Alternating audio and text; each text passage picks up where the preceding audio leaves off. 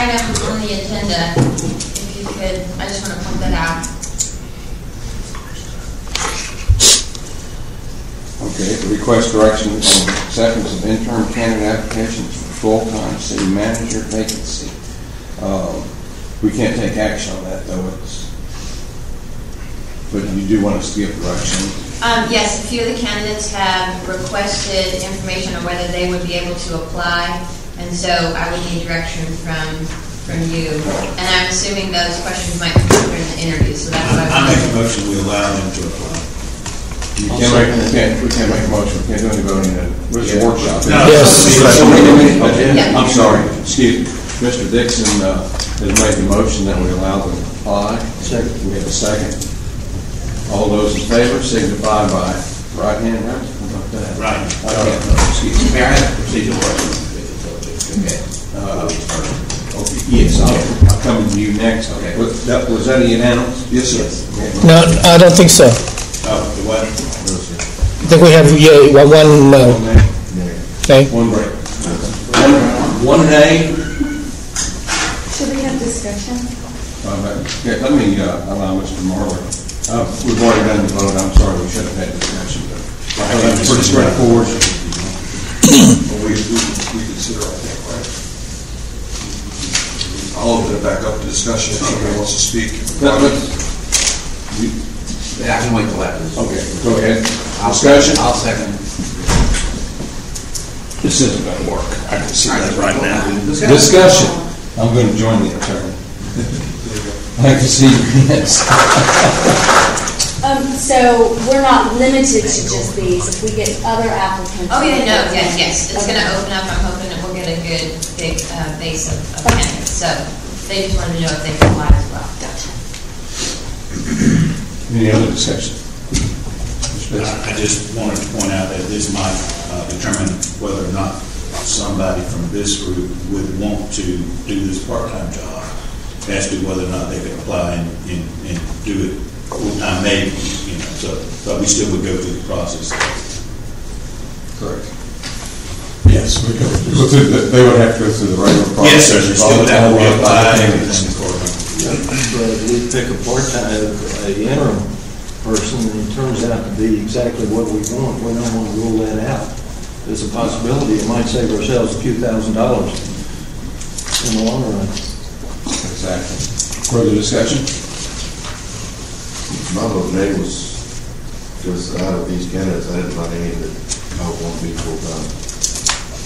Oh, definitely, because we're going to put out. Didn't we vote at the last meeting put out an RFP for the? Yeah, I had a draft RFP. We're going to put out an RFP for a headhunter to find us the best candidates they can and bring as many as they can to us after they've reviewed them and told them the best.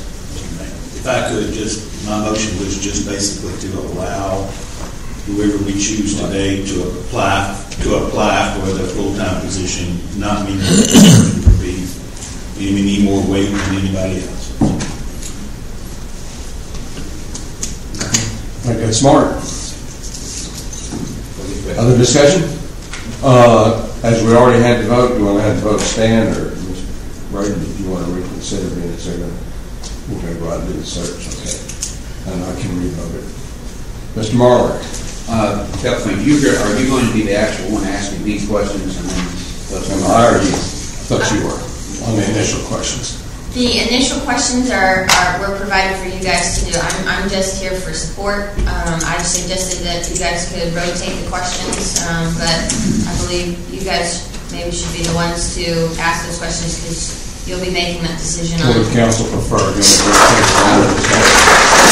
I prefer the mayor does these questions, and then the other part of the procedure is that we not limit, but the questions that we may ask individually be short, sweet, and to the point, and try not to get into what happened in the other cities and stuff. We're hiring a temporary guy right now. We don't need to go into a lot of detail of what happened in the other cities. My intention would be to go around the room and allow each person to ask a question if they do want to, and if they don't, you can pass. And then if we have time, we'll be allowed a second question. Do we have a cutoff time on this? I was hoping for the final decision on the candidate, or we have an hour for each candidate's interview. Just give me a heads up so we approach the hour so I don't run us over. So Yes, sir. questions. How many questions do you have? I have That I'll about ask? 12, I believe. I'm just wondering if that's, Mr. Mayor? We don't have to Two ask minutes. all those, do we? I've Well, done maybe- this a maybe lot you of could times, craft and your I own. promise you, it is better to have, in my opinion, one person asking these questions. And the reason I say that is, Mr. Morgan may ask it a little different than what I'm asked the same question. And I know we're feeding the question off here, but still, I think it's much better than one person reading the questions. I'll read the questions, but of course, I won't know what your follow-up questions are. You don't have to ask that. I understand. I'm just saying. I truly think it's better to have one person do it. You haven't heard me listen. I know you're a man. Read the question. I agree with you, I'd like the mayor to do those. Okay. I know we probably should have had a little more time, but have y'all looked through those to see if those are really all the questions? That seems like an awful lot of questions. Don't think that's Those were just suggested. suggestions. Yeah. I'm not too sure how to edit them down at this point. What time is it? It is 10 after 8. The first candidate's interview is scheduled for 8. So So we need to go ahead and start. I think we're all right with them. Okay. I just got these. Can I make a housekeeping announcement real quick? We had a problem with our laptop that we were set up. I expect this one to work just fine, but if we do have an issue, we will go back to the old phone and just do a speaker interview, but we're gonna go forward with this, okay? Is the speakerphone going to be over there? Yes, I will. bring it over. Your microphone's right there. If we need to make a phone call, I will grab the speakerphone and bring it over and we'll call I them. may have you read the questions. It's got a long word we can read. Yep. Y'all ready? Yep. Everybody, please, when you're talking, talk toward that mic right there, okay? Mr. Blackburn, Russ Blackburn is up first. All right, I'm calling.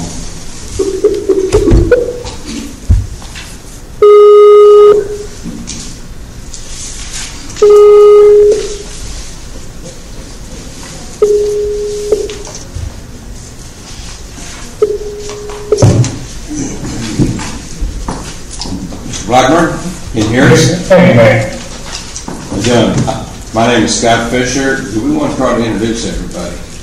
I think that just need into our time. I'm just going to kick right into this and we'll go to it. I don't know can you see all of us? I can see everyone. Okay. We're going to be asking you a series of questions, obviously, this morning, and we will hope not to distract you. I hope we're going to be taking notes and thinking while we go through these. And you will have some time if you're going to ask a question if you would like to do so. Any questions, any statements you'd like to make for us? I appreciate letting me get in early, and I'm ready to go. Good. What have you been able to learn about the city of Destin? Any thoughts?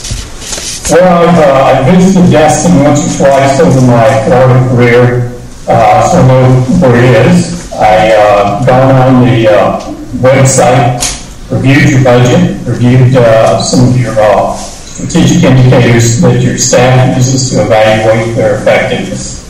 And I've talked to a few people who are from the Panhandle area just to get a general sense of what some of the issues are.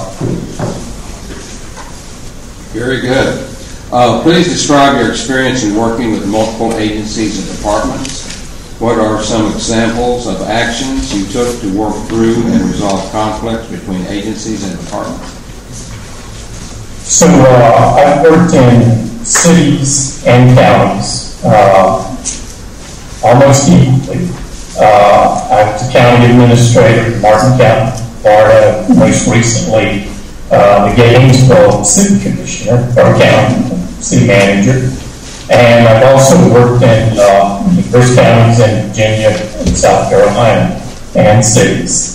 So I've worked in environments where I have to interact with cities, counties, non-governmental entities, and regional entities. In Martin County, I was the county administrator, and the school board was seeking to site a new school. They were having difficulties with both land use and zoning for the county as well as for the city of Stewart.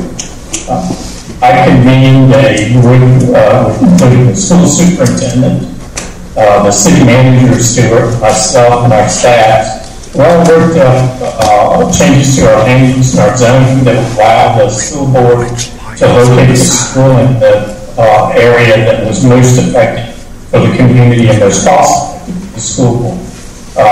So it's an example of working intergovernmentally, and with that effort, earned an International City County Management Association Intergovernmental Relations Award for the city, county, and school board. We recently approved changes to our comprehensive plan and are in the beginning stages of updating the land development code. Describe your experience in planning, zoning, growth management, administration. Sure. In the 80s, when the state first adopted the Growth Management Act, I was the assistant county administrator for strategic plan and growth management for Lee County, helping guide the county through the adoption of the first comprehensive plan and the zoning code to match that comprehensive plan. Probably in any one area of expertise, I am most knowledgeable of planning and development issues. Gainesville recently adopted a form-based code. It's gone through the comprehensive plan process with the state. It's coming back anytime now for final adoption. I was an advocate of that form-based code. I have been working with staff with the community to help them understand the benefits. So, extensive experience in planning, development, comprehensive planning. I'm going to go off our formal questions just to touch and actually expand on that just a little bit. After we adopted our comprehensive plan, the council has become a little concerned with our ability to interface with these programs. Specifically, we're concerned about density and intensity in our community. I think most communities have facing similar problems, but ours may be a little worse than most, and how we're going to be able to amend the plan or adopt the rules for the plan to address concerns after we've already put a plan in place. Any thoughts on that? Well, I think it's a great question, particularly in a coastal community where people value their viewshed, but also want to get a sense of the community feels like it's the right scale, reads well. You need to be careful about density, and where you are.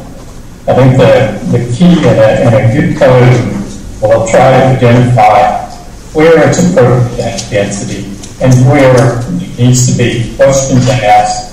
Perhaps the density could be appropriate. It may be by special exception. It may be by a review of your plan board or by the specific action of the council.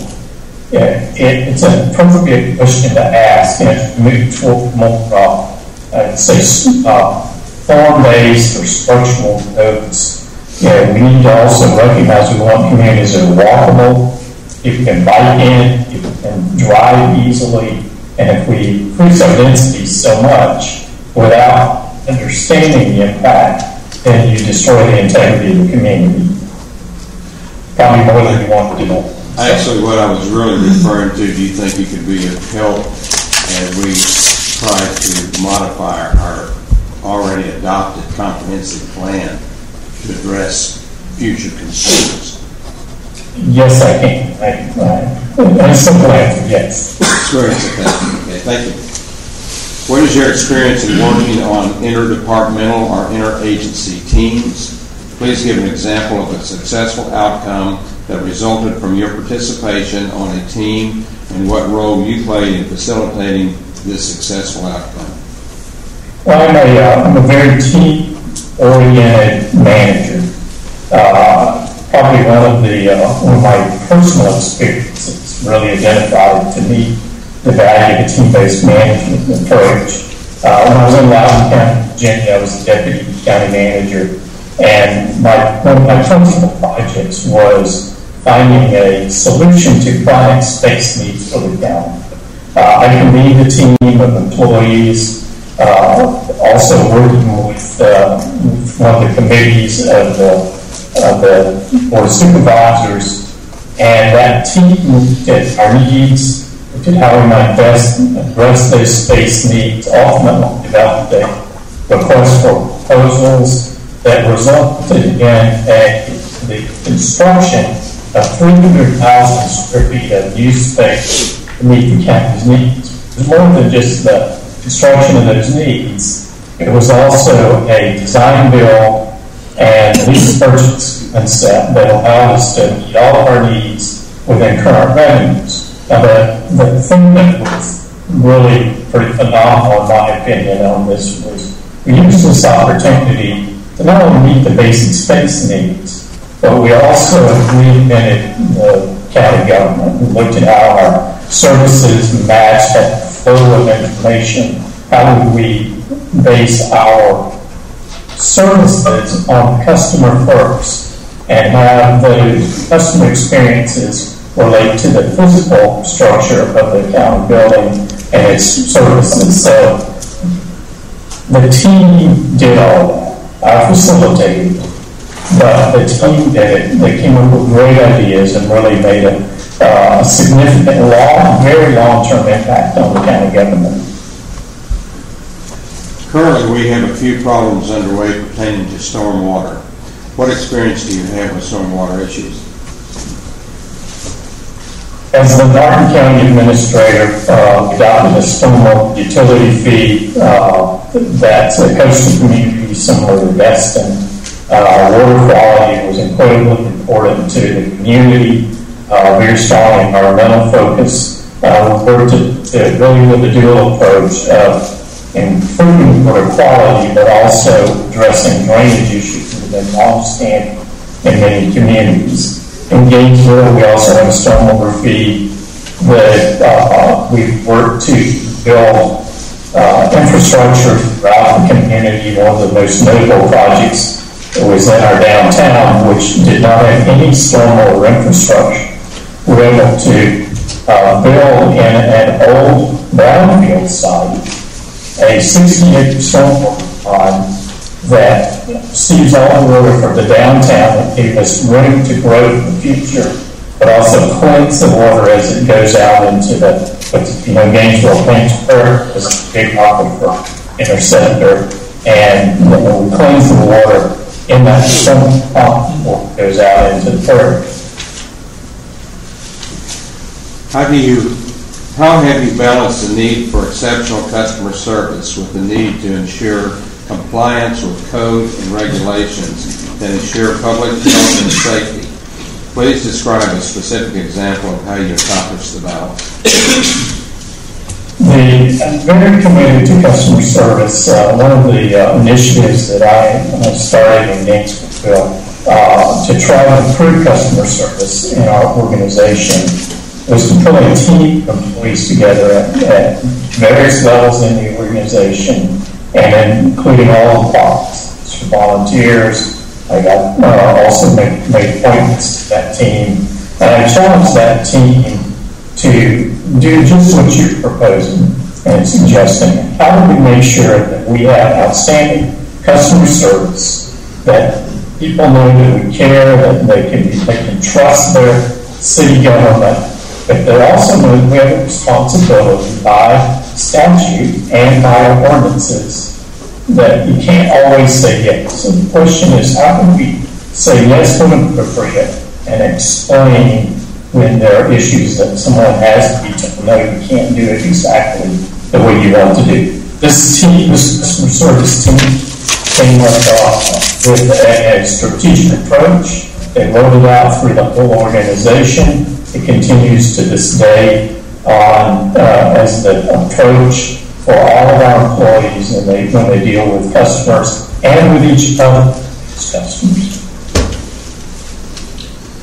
What are you looking for in terms of organizational culture? What attitudes do you look for in an organization you want to join? So my approach to leadership and public service As I'm a servant, I certainly recognize and appreciate my responsibility in moving the organization forward, helping the organization meet its objectives and initiatives. But I also care very much about public service and customer service. I expect that everybody in the organization. One of my approaches is to help employees and employee groups understand values that will make the facility and to continually focus on those values. As I meet with employees, I typically try to identify, every time I meet with a group of employees, one of the important values for service and focus on the value as I talk to them and ask them, challenge them, how are you living that value as you provide service to the community? Are you a person who has a true open door policy with employees, citizens, council, and other interest groups, promotes an open dialogue that is intended to improve the operations of the department, the morale of the employees, and provide a high level of quality service to the public? One of my key attributes is that I listen. You can't have an open door policy if you don't want to listen. And you can't listen if you don't have an open door policy. You have to be open to people expressing their ideas and listen to the value of those ideas and be willing to change your own mind sometimes when you hear things that perhaps you hadn't thought about. I'm very accessible. I meet at least monthly my position with a group of employees to hear what they have to say. I don't wait for them to seek me out. I try to seek employees out. And I seek community members. And I have a great history and experience of attending community meetings. I want to be accessible. I want people to feel like they can talk to me. What do you consider to be your greatest work-related accomplishments? I have thankfully, a long and successful career. Three of the accomplishments, I think, that stand out to me. I mentioned the Martin County Government Center, or the Loudoun County Government Center. So we created out of ideas 300,000 feet of new space for the county. In Martin County, I was selected to be county administrator. The county had an average tenure for county administrators of 2 years. When I went to the county, we had 12 department head vacancies. There was no trust in the organization. Those remaining members of the organization, leaders, were fearful. They really retrenched. There's a lot of conflict between the commission and the employees.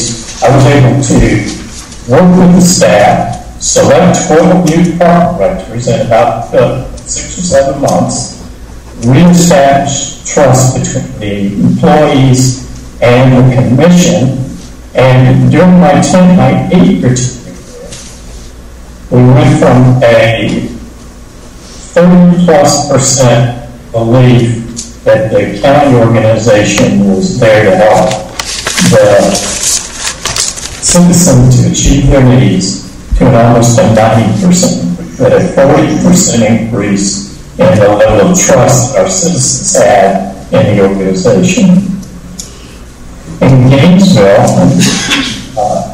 like many communities that have their own pension systems, our pension system had major problems. We had 7 unions. I recognized and convinced the city commission that if we didn't change our pension system, that the city was ultimately going to be spending every new dollar just for pension. I opened up negotiations with all 7 for changes to the pension system. Ultimately, we're able to negotiate with each one individually with a 30-year savings of $200 million.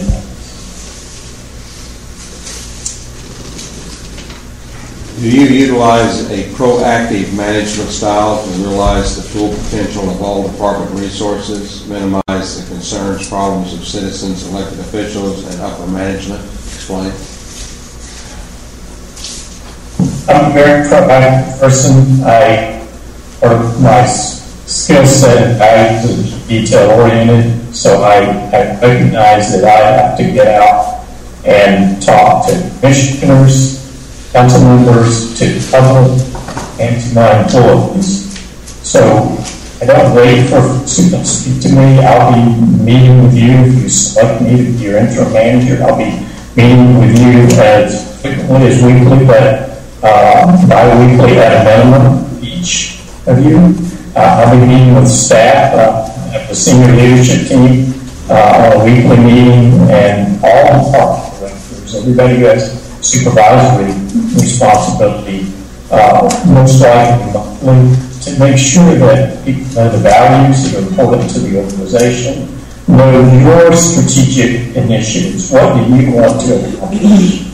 And how are we doing on accomplishing those initiatives? So as part of my approach to being your interim manager, I'll ask you, so the commission, mayor, council mayor, what are a few key people that you think I should meet to reassure your community members that the ship is still sailing in the right direction, but also in the department to make sure that the employees know that they have a stable hand that they are.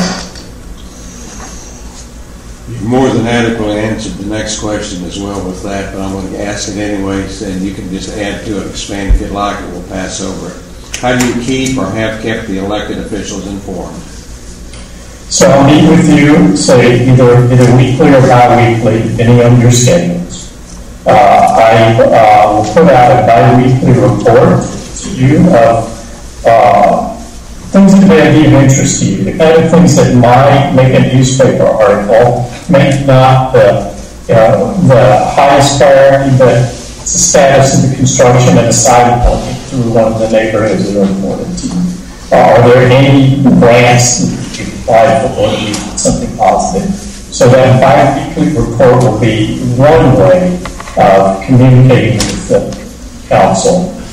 One-on-one meetings, and then if there's anything significant should go on, an injury of an employee, a major injury of a citizen that might happen in the community, someone who's done something very significant, I will let you know individually by phone or in person of those kind of changes, so you're not caught by surprise by things happening in your city. Well, when are you available to start? We can talk about that. I'm interested in Destin because I've been very selective in the positions I've applied for. And I continue to be very selective. My wife's an FRS. We want to stay in Florida. And we really are applying for new positions. I do have one that's percolating a little bit right now, and I would know by the end of May whether that's going to work or not. So sometime early June, assuming that this full-time position doesn't come through, I'd be ready to start. And if that position doesn't happen, I really haven't applied for other positions at this point. So again, being very selective. When will you know about when did you say you know about the full-time position? I think the interviews are the 26th and 7th of May. Sorry, Jane. Okay, I jumped into that pretty fast. I want to thank you for your time this morning, but we have a few more questions. And I knew I had a long list of questions. I didn't want to spend too much time welcoming you, but thanks for your time and going through that long litany of questions. I'm going to ask council members, Mr. Blackburn, this is Jim Foreman. You have an impressive resume. I mean, there's no question that you're capable of running a very large and mid-sized city, and that Destin is not even close by decimal points in that category. it would seem to me that you might have a little difficulty downsizing to this city. What have you to say to that? I don't know. That's a great question, and I don't think so. And here's why. I love public service. I'm not looking to come to Destin permanently. I found myself that as I thought on my own fruit projects, and I've been very selective on the positions that I've applied for, that I have more time on my hand than I'm used to. I'm a very busy person, and I like it that way. Part of the allure of Destin is that it's very close to help people one-on-one. I've been in situations and organizations where I delegated extensively and checked back and provided information. It's been a number of years since I've been a more hands-on service provider. I think it would be a very enjoyable experience. It is something, you should ask that question. It's not inappropriate to ask that question because I have been in much larger organizations. But I'm also adaptable. I listen well and I love public service. I think those are the reasons why I believe that I would adapt to work. And I'm looking at the position as an interim position to keep me engaged, keep my mind engaged, but also to help out Destin, I hope, to continue to provide outstanding public service. Thank you. Hi, I'm Preble Ramswell. Pleasure to interview you this morning. My question actually is, what experience do you have in developing unity amongst a commission or a council, and as well within a community? A group of councils, commissions that are divided has to come with great degree of trust as council. And the community needs to trust council in order to really achieve all the things that we want to achieve. I've worked in I call it more extreme of actually bringing in, where there is disagreement, council bringing in facilitators to help councils work well together. And part of the great part of representative democracy is that each of you come with your own priorities, your own issues, your own philosophies and passions, but you as a whole are the council, not any of them. And so what I would do is try to help you find the commonalities. I'd love to use the strategic planning process to help you identify the things that you all can agree on. Some things you won't agree on, and that's okay, because you're different. With the community, as an interim manager, I'm not going to be there probably every 3 or 4 months other than that. I'll work to try to make sure that the community knows that no beats are being missed for the city of Destin, that we have a plan, have good leadership, and to help promote your initiatives and objectives so that the community knows that those are going forward. Longer term on the community, and this is my advice to you, is you have to be accessible, transparent, and even though you have differences, and it's all councils have differences, that you really focus on letting people know what your collective strategic initiatives are and how you're doing to achieve those initiatives. Great, thank you so much. More questions? Jackson? Yes, Mr. Blackburn, would you please tell us what circumstances were behind you leaving Gainesville and what the reasons were? I was in Gainesville for 10 years and 4 months. That's twice the average tenure of our Florida manager. The commission had changed over the last few years and become very divisive. and some what I would call vetting from some commissioners in the day-to-day business of the organization. Yeah, I certainly want to hear what council members have to say, but your point is professional to implement your policies, and if I'm doing that well, you need to trust me and the organization to get things done. That, I would say, that the divisiveness on commission, the getting involved in some of the details of how policies are implemented, I didn't feel like it was changing and it was become a constant battle. Ultimately, although I had more than majority support of the commission, I felt like I wasn't the person that really could balance those issues where I was always having to fight. I wanted to build, and that's my honest answer. I have a well-respected manager statewide, nationally. I didn't feel like I had to put up with that.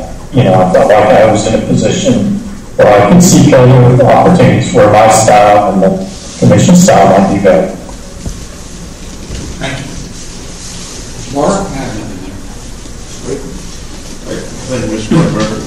Can you tell us how far back your relationship goes with our current city manager, Mr. Casella? Well, I was the president of the Florida City County Management Association. I met Greg in different conferences and different events from the association. I would guess probably have known him for 7 or 8 years, but very, very close. I mean, we know each other, but it's been for, and it's 3 months work gets the president of the state association. Thank you so much. Mr. Denson? I don't have any questions. Anyone else have a follow-up, second thought? Well, thank you very much for your time this morning. Well, thank you. I was actually looking forward to the staff interview. I had prepared for one of these and didn't come about. So I was actually really glad to try. Hopefully, you'll give me some feedback, or your staff will give me some feedback how it went. But the only question I have for the council, and certainly you're looking for an interim manager, can the council be on the top 3 priorities that you would want me to focus on during the next 3 or 4 months? The comprehensive plan. We obviously feel that we've passed one. It's final, but the council also changed during that process, and I think some of our thinking has changed, and we're looking to find ways to maybe better tailor that plan to the needs of the city, particularly in growth and density issues. The budget. As you know from being a city manager in Florida, we're right in the season. And so right off the bat, that would be the on-the-ground type thing that you would be faced with. Thank you. The third, I'll give a third if no one else. We have the opportunity to devise some more property for a park. We're trying to develop a park currently that has become somewhat contentious. As you're aware, we're a small city and tax base, so we have to be very frugal with our money, and parks are going to be a big expenditure. I think that's going to be something we're going to need to leap into early in the year and make some very critical decisions. Probably during this period of time between. Well, those are all issues that I would enjoy working with you on. Certainly the budget. I knew this was budget season, the high point of budget season, and that's something your interim law, whoever it is, will jump right into. Obviously, our our three top priorities are probably very similar to 80% of the cities in the state of Florida as well. So there's nothing new or different. It's just the normal challenges. Any follow-up? Anyone have any other thoughts? Again, thank you very much for your time. Do you have any other questions? Anything? There's a lot. I appreciate, thank you for all being present today. How hard it is to get folks who have other jobs and lives to all the places when it's not in the normal council day. So thank you very much. Thank you. Thank you. Thank you.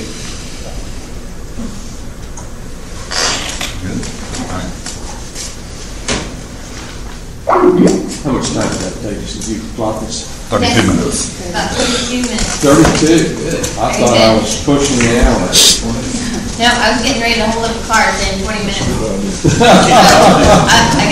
I've heard it does long a little fast.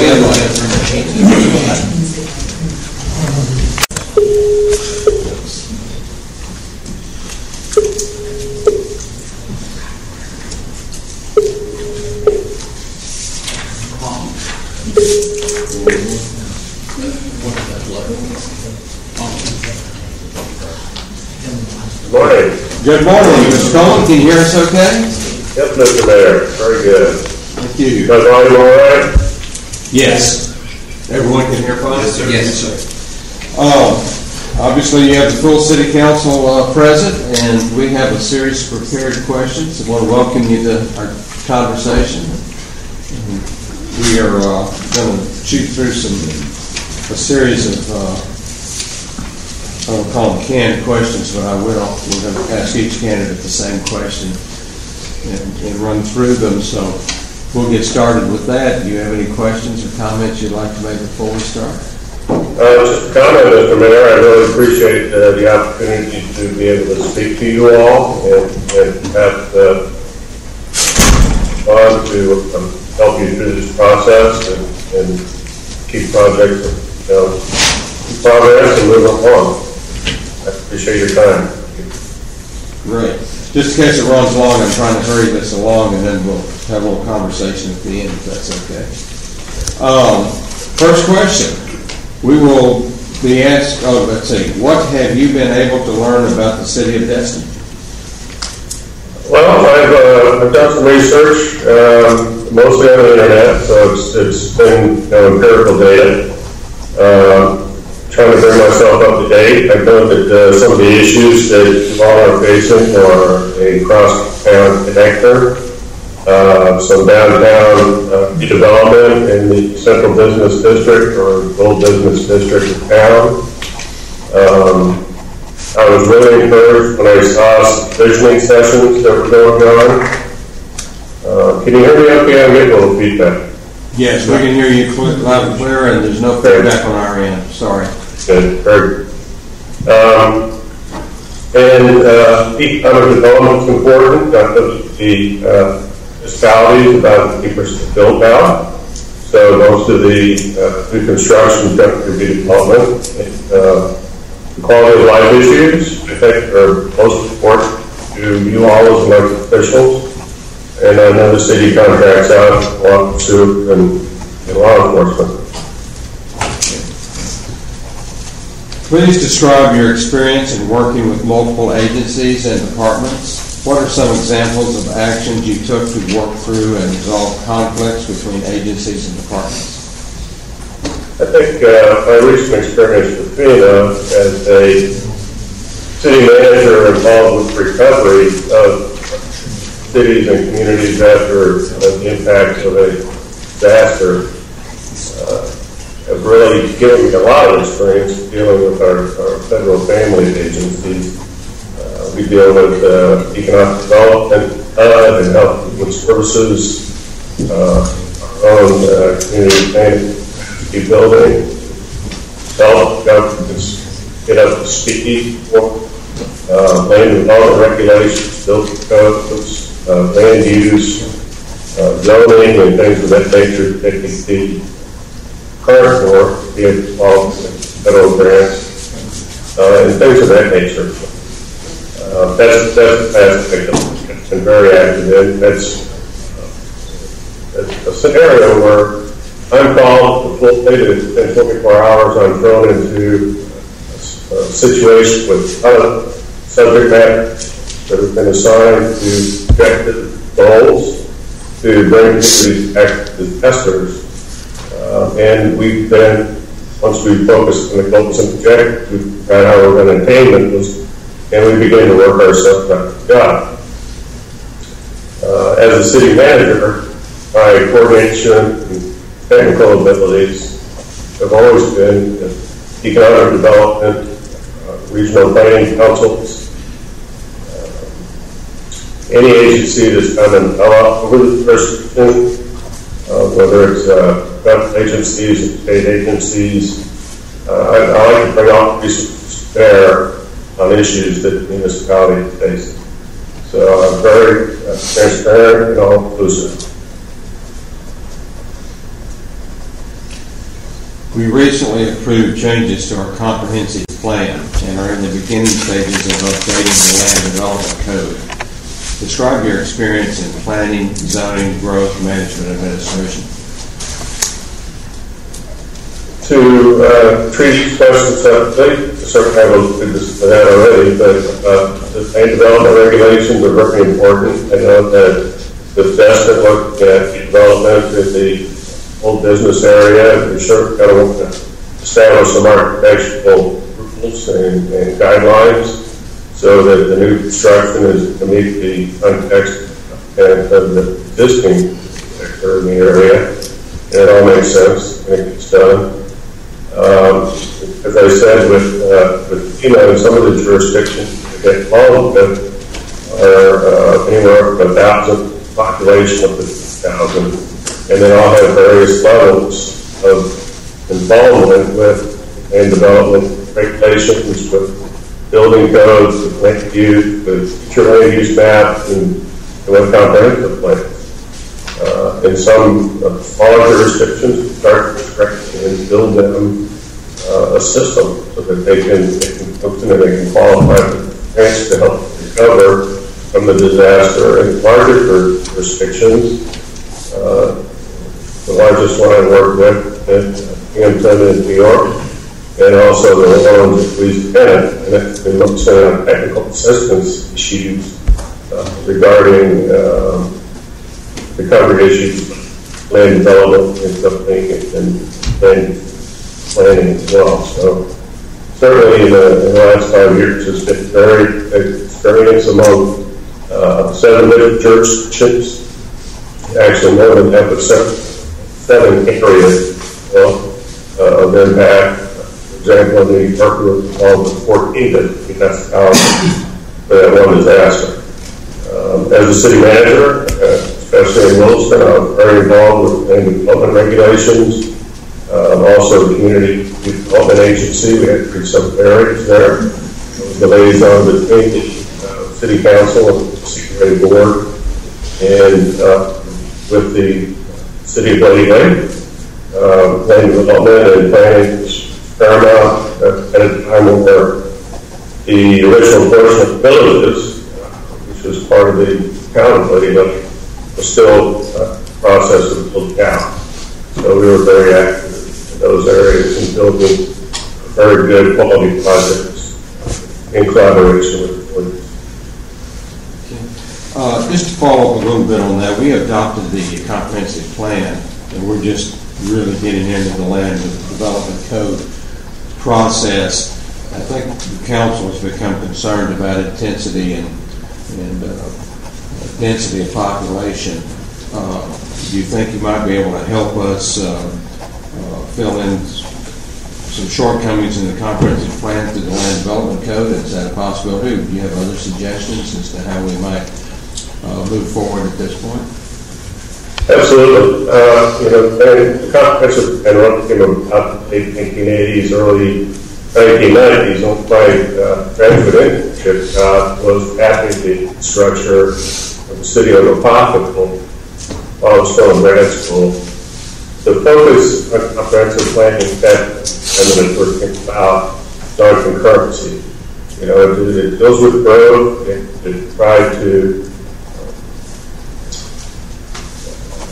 trying to discourage for all and to increase good and fairly dense communities, so that there was still a nice, good area as well as coastal areas and municipality themselves. So concurrency was a big issue at that point. That was for the infrastructure, for roads, water systems, sewer systems, and things of that nature. Now the planning portion and the comprehensive plan, not only in Florida, but nationwide, moving more towards sustainability. Are the resources that are to sustain this growth? And are they renewable resources? Are they going to be depleted?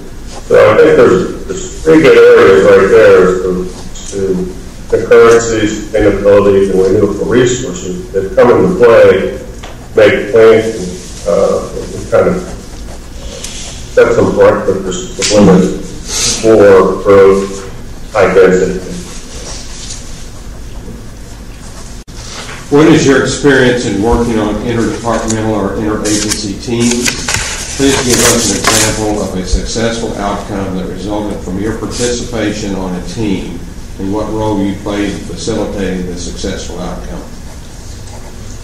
Generally speaking, every deployment FEMA, except the last one, was more of a non-traditional deployment with National Flood Insurance Program in D.C.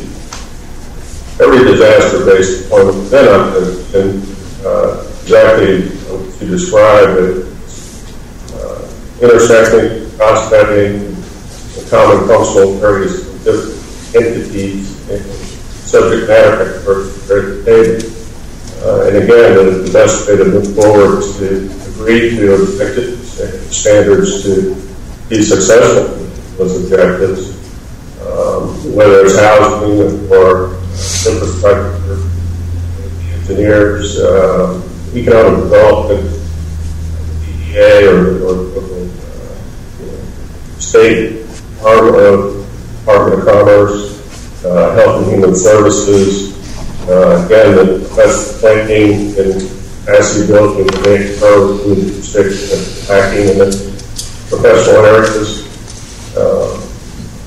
So all those are different ad hoc committees made up of subject matter experts, all focusing on different objectives and standards and working towards those goals to make them happen.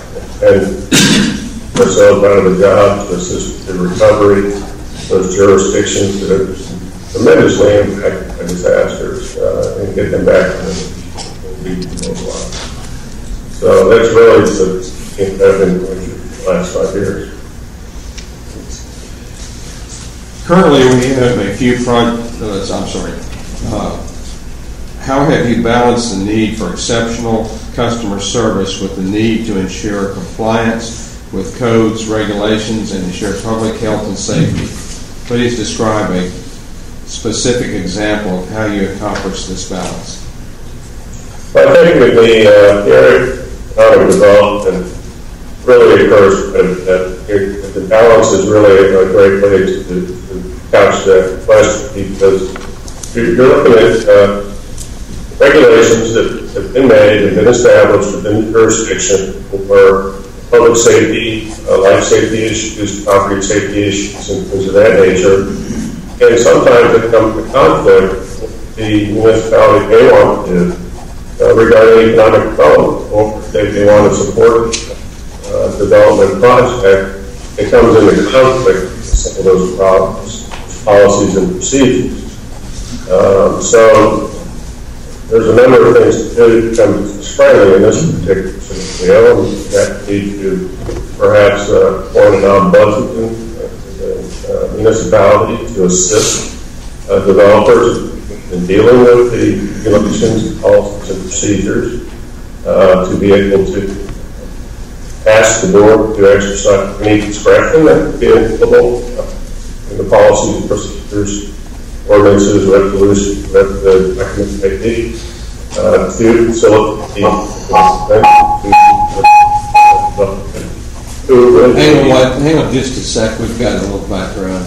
Could you ask him just to turn his speakers down slightly, please? Could you turn your speakers down just slightly? Sure. A little better.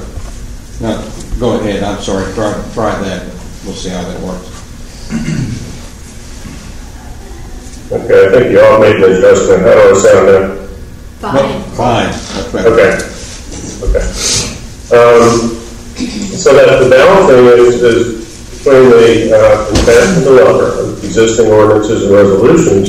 We want to proctor economic development in this particular case because it meets a lot of the goals and objectives that the city's plan. So the ombudsman, the discretion, the policies and procedures, interpretation, and things of that nature would be able to assist with that balancing.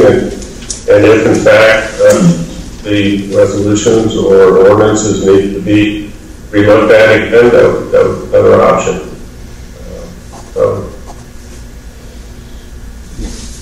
Currently, we have a few projects underway pertaining to stormwater. What experience do you have with stormwater issues? Stormwater, I really started getting into the stormwater utility in the city of Williston, somewhat in the town of Lady Lake, to establish the utility. The fact that stormwater management was so important to recharge the aquifer properly. And of course, there's a lot of current data out in the street from water management districts. Of course, there's another organization with their umbrella over the municipality. So to start the stormwater utility and the thing for that, good public information. This is also resulting in fee to property owners for the utility, for the capital projects they put into place, or it's just wells and detention basins, whatever the wastewater system might really be required to be effective.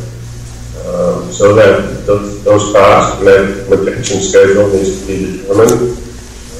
Again, at the basin meetings occurring, pursue some participation, and the goals and objectives be clear and understood by everybody that they know what's trying to be done, what's trying to be accomplished, and work on the best way to get there, come to a completion or fruition of that system for a period of years, as a multi-phase project.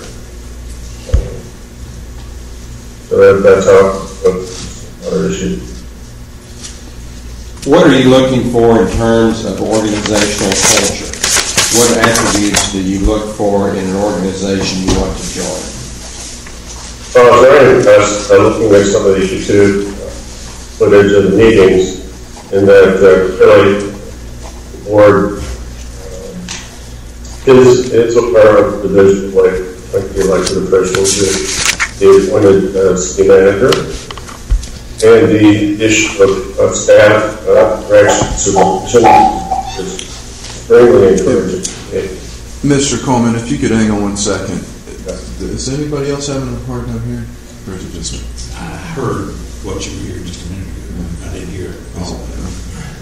Just sounds like I'm hearing some background noise. All I can suggest is us turn down the speaker. We're all on speaker phones here, and you'll get in a loop. So if he could turn down his speakers, I will turn down our speakers, but that's the best we can do when we're all on. If you would attempt to turn your speakers down just slightly, we're going to turn ours down just a little bit more, if that helps.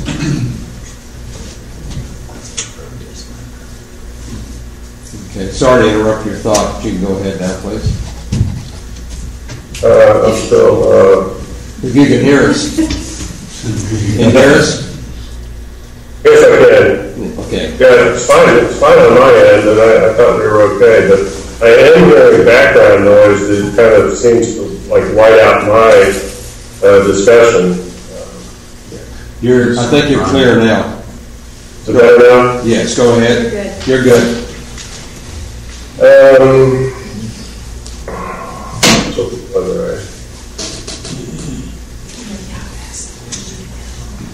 I was on a roll. Let me repeat the question again, give you a chance to think about it.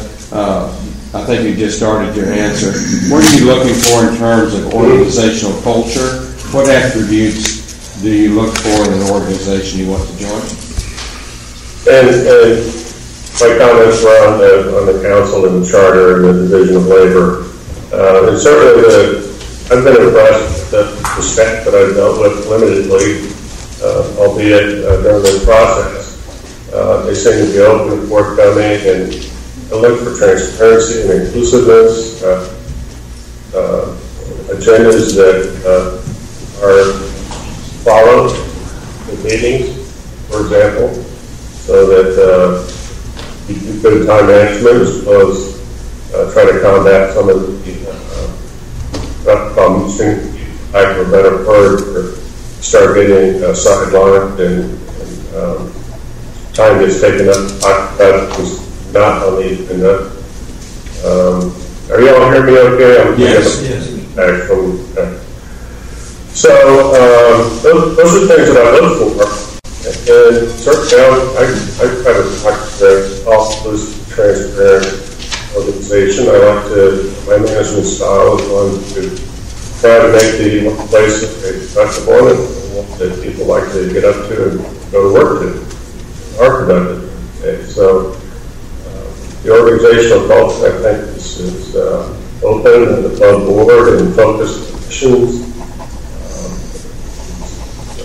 Very accommodating and a sustained together.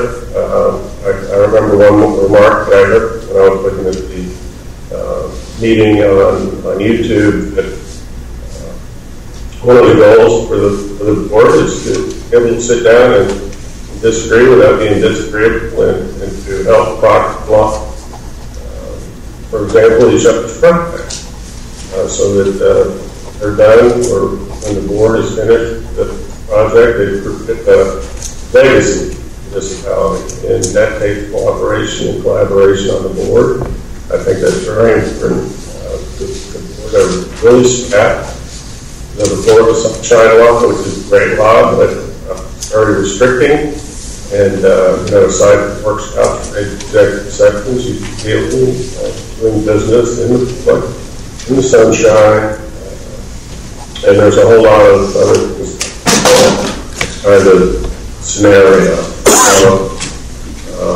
Communication is very important, and I think it needs to flow wherever that's possible and be very, very inclusive.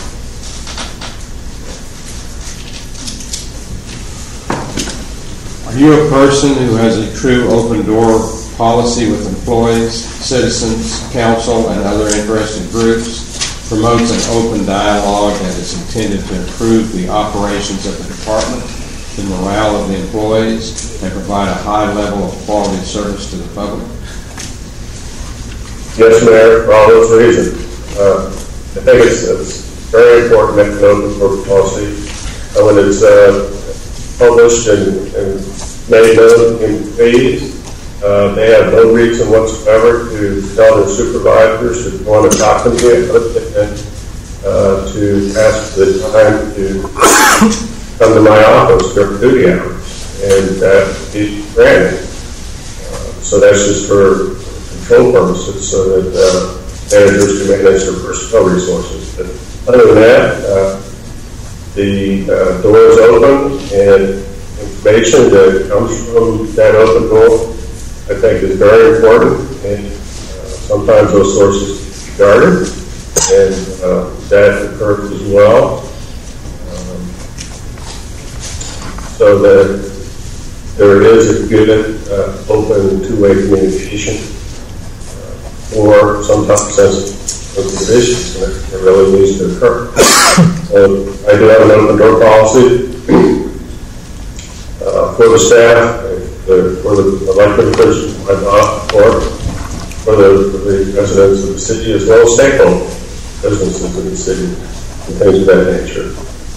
Doesn't have to be in my office, meet for a cup of coffee, any kind of appointment whatsoever, so that we get together and know the topic is, sit down and talk about it. So,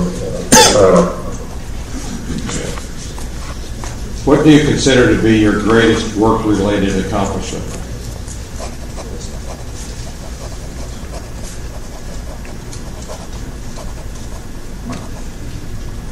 sorry, did you hear me? I'm dwelling, I'm hoping. We're all good. Certainly there's been a lot of reward with seeing communities come back to the district, so we've heard enough about it. But with the city of Williston, the city in Williston was the economic center, if you will, for Levy County. And you can see how the president did that was a big responsibility in the storms of 2004 when hurricanes came to Florida. But the two things that I did there, I think I'm most proud of. One is establishing the rural enterprise for Levy County, a major portion of the things in 2008 industrial park and airport that the city of Williston. The majority of that application was already co-offered, and every big project nowadays is always the result of collaboration. It was done by me, and I had most of the knowledge at hand. We had the industrial park, the system, we had the airport. So all those things were establishing the enterprise that Governor Trump has signed off on and established that zone. The other thing that I'm very proud of in that tenure with Williston is the fact that enterprise support through the rural area of economic development and concern loaded, they call it Rainmaker project, and it was a site selection exercise and drill for the 15 counties in that particular area to respond to that with Rainmaker project and site selection to the RFP from Enterprise Florida. And we did that and it came out on top. So those are two things I'm most proud of in recent history. Do you utilize a proactive management style to realize the full potential of all department resources, minimize the concerns, problems of citizens, elected officials, and upper management? Explain. Can you say that again, Mayor? Do you utilize a proactive management style to realize the full potential of all department resources, minimize the concerns, problems of citizens, elected officials, and upper management? I think a big portion of the job that I've been doing and the city manager's job is to be able to anticipate outcomes and anticipate requirements. And again, a major portion of the job is kind of head things up, make sure that bad things don't happen, that you can look at it through and anticipate requirements, anticipate outcomes, excuse me, and take care of those things early on before they grow to the issues, problems. So yes, I'm very proactive. I do analysis on everything all the time, as long as the left side of my brain is awake. And I've looked at all the issues and tried to really ascertain motives of what, if you will, what can go wrong and see the impacts after we prevent that from happening.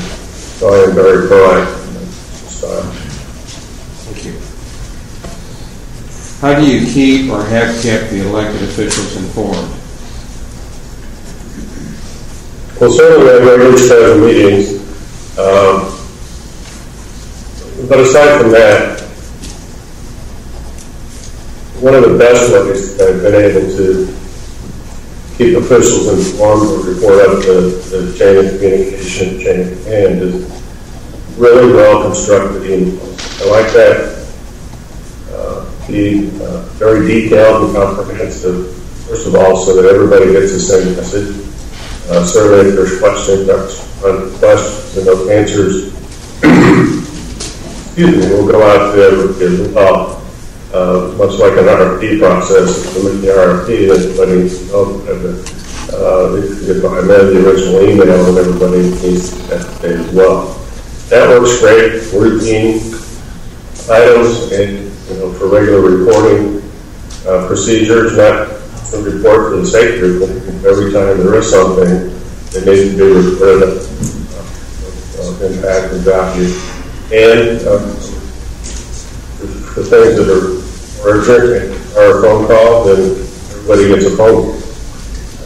I was impressed with Mr. Raines on some of the YouTube that I saw, and I'm sure the PIO is very active with social media to be able to get the word out to everybody, specifically to the board. I would email and meet in person, regular scheduled meetings. If there was an emergency, then I would ask the mayor to go ahead and call a special meeting quickly and get everybody on board speed on whatever it might be, what happened, when we do it, what are we doing, what are our next steps, and how to proceed. And make sure that the council was informed in advance of any questions. When would you be available to start? At the convenience of the board. I'm available tomorrow.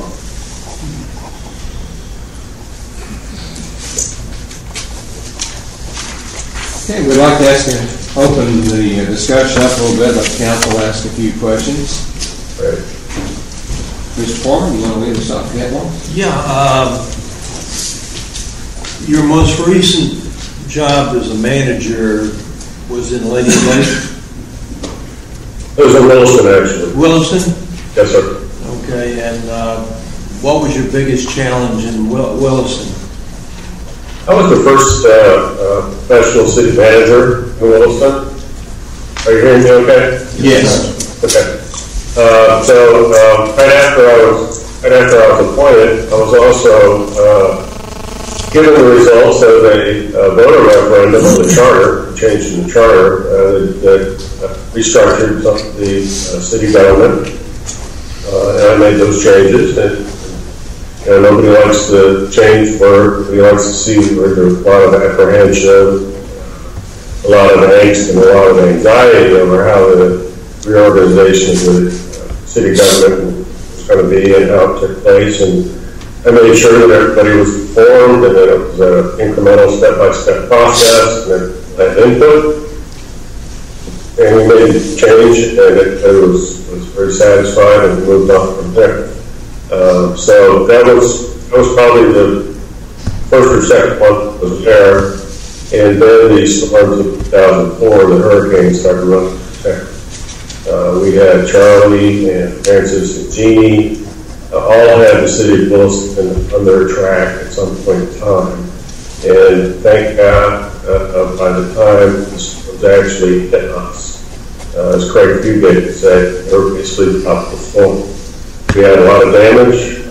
We had probably the western side of the county was flooded from storm surge, topography on that side of the county, and we became, the city of Williston became the distribution center, as I stated in my resume, for the response to recovery, and for water and rations and everything that was needed for the storm survival.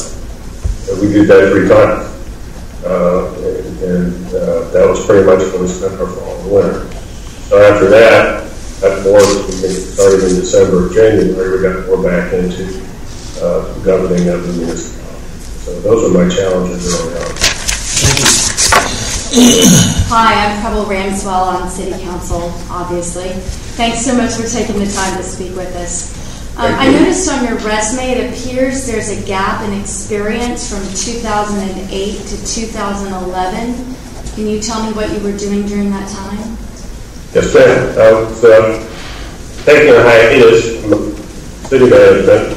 Ultimately, as you can see, I ended up with FEMA reservist. But during that period, I volunteered and took a lot of training and self-exercisation, if you will, with my church. Became very involved in that over a 3-year period as a ministry team leader, as a youth director, as a couple of projects manager, a myriad of things that I did with the church. And that was 3 years plus together. As far as I was concerned, that was on a voluntary basis. And it was many of the things that did as the city manager or as an administrator or manager, as well as some lectures and seminars that I did that qualified me as a instructor for other courses. So it was a very good learning experience as well. And through 2011, May, when I became my pastor, that was the outbreak of Mississippi, Alabama. Great. I noticed that a lot of your experience, and as you mentioned, your most recent experience was with FEMA and a lot of utilities and public works and such. How would you parlay that experience into a city manager position? It's directly comparable to what I was doing and what would be required for a city manager as far as the infrastructure in the recovery. But the very important of recovery, especially in a smaller jurisdiction, those under 50,000, were community planning has to be built. They did not have public administration, planning, economic development, sometimes law enforcement, public safety, all the functions that are performed by municipal government. They're just not in place. There were no resolutions, ordinances, and things of that nature. So it's really, for someone that's used to going to the municipality, and there are MDRs, and there is a P&Z, and there is the future lands. All these things are already established when you go to a jurisdiction that has none of those things. It needs to require them for the recovery as well as financial recovery as well as their building. Those things become really interesting as you go back. How are we doing this in the first place? How are we going to meet those goals? And how do you get these programs started so that people can, the residents and the elected officials and the staff can develop and refine them into where they want to be. So that's the interesting aspect of it. And again, working in the local government club, albeit while I was wearing a federal blue shirt. So most of what I did, most of all I did, was being directly involved to the manager duties. Excellent. Thank you so much. Councilperson Morgan? Yeah, thanks for your time, Mr. Coleman. The majority of your city manager experience seems like it's in inland Florida. Do you anticipate any challenges transitioning to a coastal city? Certainly, every municipality is different and unique. And while I was in the land, that was a coastal community. But there were things that we were involved with, and very often when you put things on the radar, you become more knowledgeable and concerned and more influenced with those things that you think about. So even though they certainly Daytona Beach was there. One of the projects that I did in the land was cool. I hope I don't veer too much off the topic, but with the downtown development that we looked at in Destin, what I had done at land was I completely demolished a former Florida hospital site and turned it into a pristine city block, and we conveyed that to the county, which then promptly built the new municipal justice center. And what that did in reality was that anchored the sea in the land, because Daytona Beach was really trying to kind of see moves to Daytona Beach. So that was an aspect of the development. But so we did have the riverside. We had plenty of river of the St. John River in Williston. The storm surge coming in off the coast, during ocean front property when the hurricanes were coming through. And that was also close to me. And certainly, to get back to your question, those aspects, beach replenishment, currents, marinas are something that quickly get up to speed on and study, so that I'm able to address all the aspects of weakness testing. And so I do anticipate a steep learning some of those areas. Councilperson Nixon. Thank you, sir. What was the circumstances behind you leaving the city of Williston? I was, my employment contract was terminated at the first meeting after the election of city council members who replaced some of those that simply went before. So at that first meeting following the election, my employment contract was terminated with the cause. Thank you, sir. Councilperson Marler. Yes, Kyron Marler. I'm going to expand a little on one of the questions the Mayor asked earlier about multiple agency. Our city does not run most of the other amenities in this area. We have an independent water department. We contract with the Sheriff's Department. We contract with Waste Management for our garbage and several other franchises we contract with. How do you feel about negotiating with them each year? Because most of these, except for one or two, are RFPs that we usually negotiate each year during the budget time. How comfortable would you feel negotiating with them? Absolutely, very good. I've done a lot of labor negotiations, for example, with unions and bargaining units, but as a city manager, I'm expecting a lot of these. Also, when I was the acting engineer in the city of Leesburg, we did an RFP on air traffic control towers there.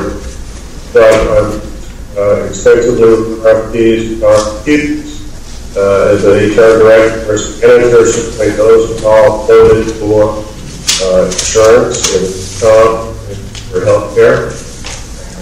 So I know enough about the RFP and RFP process that needs to be worked up front rather than doing the backside if you selected somebody and trying to work out the details. So my goal is to make the RFP comprehensive with a good, strong scope of services and penalties for lack of time. So I would feel very comfortable dealing with those providers, the fire service, law enforcement, solid waste, and water. And given the fact that we're all trying to do a meeting of the minds to produce a gooder service to residents, that's a very doable objective. Thank you, sir. That's all I have. Councilperson Brayden. I don't have anything, Mayor. Thank you. Anything? No, Mr. sir. Lesson? No questions. One follow-up question. I believe the Land O'Lakes and the villages, do they overlap at some point, or are they totally separate? So as I discussed a little bit earlier, some of the land development and the capital projects that go through in Lady Lake was in the villages, because the original village is in Lady Lake. That's kind of the north end of the town. South end of the town is the old kind of railroad repair station, agricultural base center. I guess what I'm shooting at, the villages, I guess, pretty much operate on their own. They're pretty self-contained, so I was trying to get a feel of just how large Lady Lake really is if you exclude the villages out of it. Or the portion that is involved with Lady Lake. There's about 600 rooftops next into the city.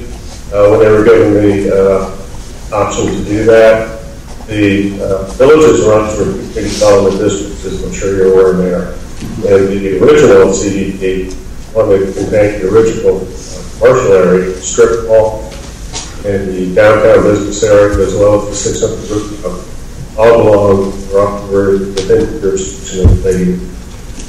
Certainly that community approximately 100,000 people built out, and I can probably be under 2,000 people from the original area that were kind of Lady Lake. Thank you. Yes.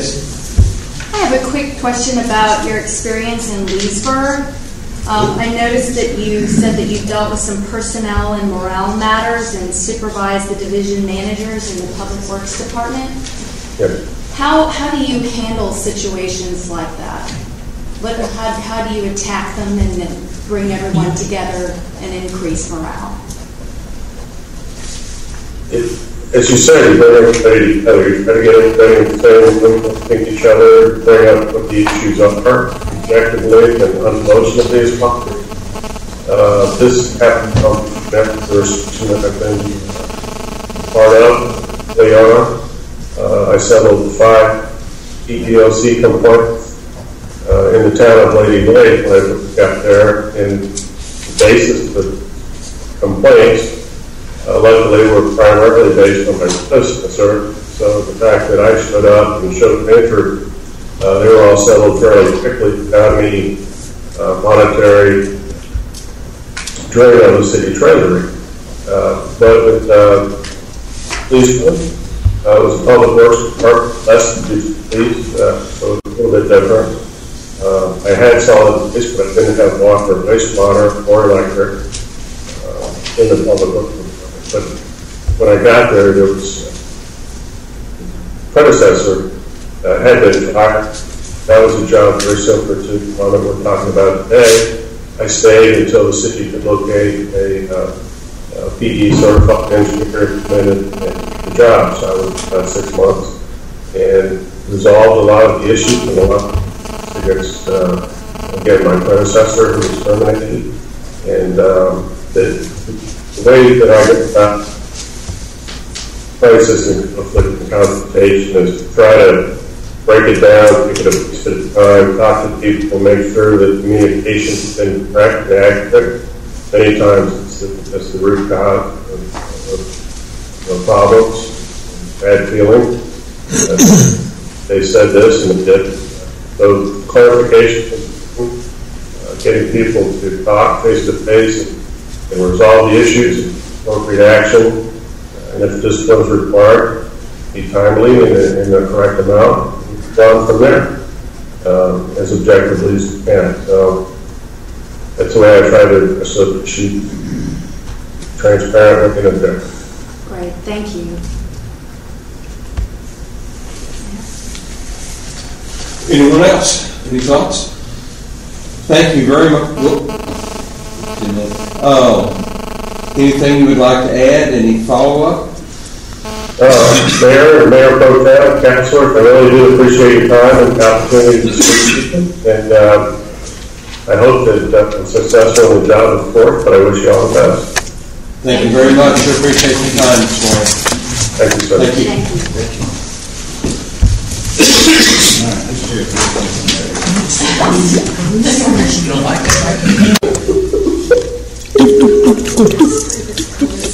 It's palm. That's exactly what's happening. Good morning. Good morning. How you doing? I'm a little embarrassed. Mrs. Lejeune, I can't pronounce your first name. Could you give me It's Carice Lejeune. Carice. Excellent. So much for my Carissa. We were having a little discussion on how to pronounce your name.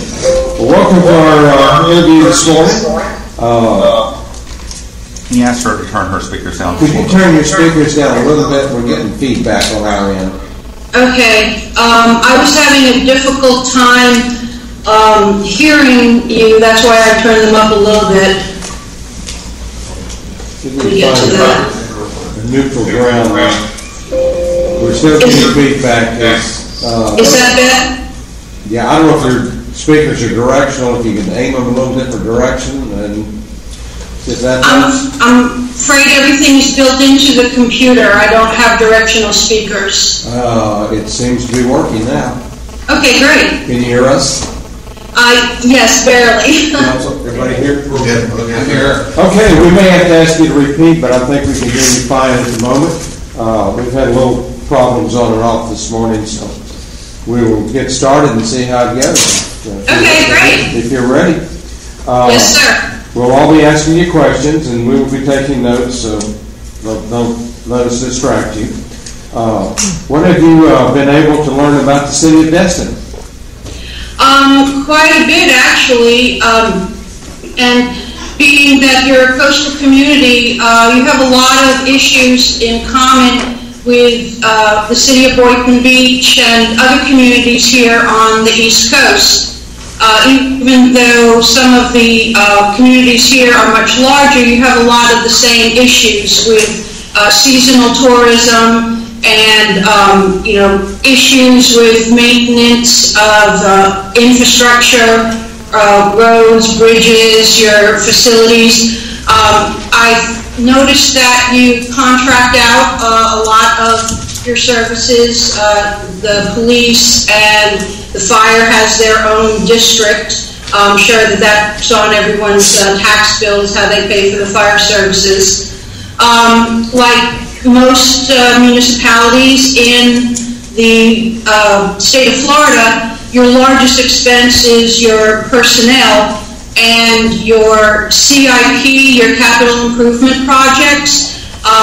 Those are funded to the best of your ability, but not as much as you would like or need to be.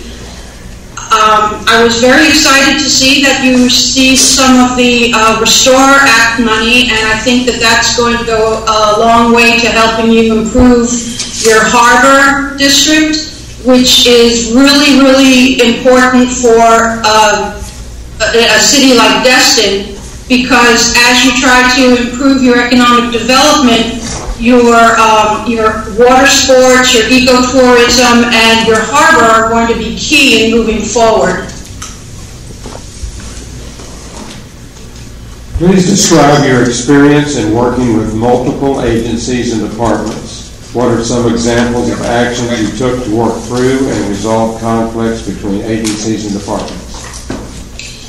Okay, as the Assistant City Manager for the City of Boynton Beach, I worked very closely with all departments within the city, 8 of which were under my direct authority for the first year while I was interim. Then once I was made permanent, the city manager and I did some restructuring, and then I had the enterprise divisions, which was water utilities and golf course, as well as grants and library and parks and recreation came under my direct control.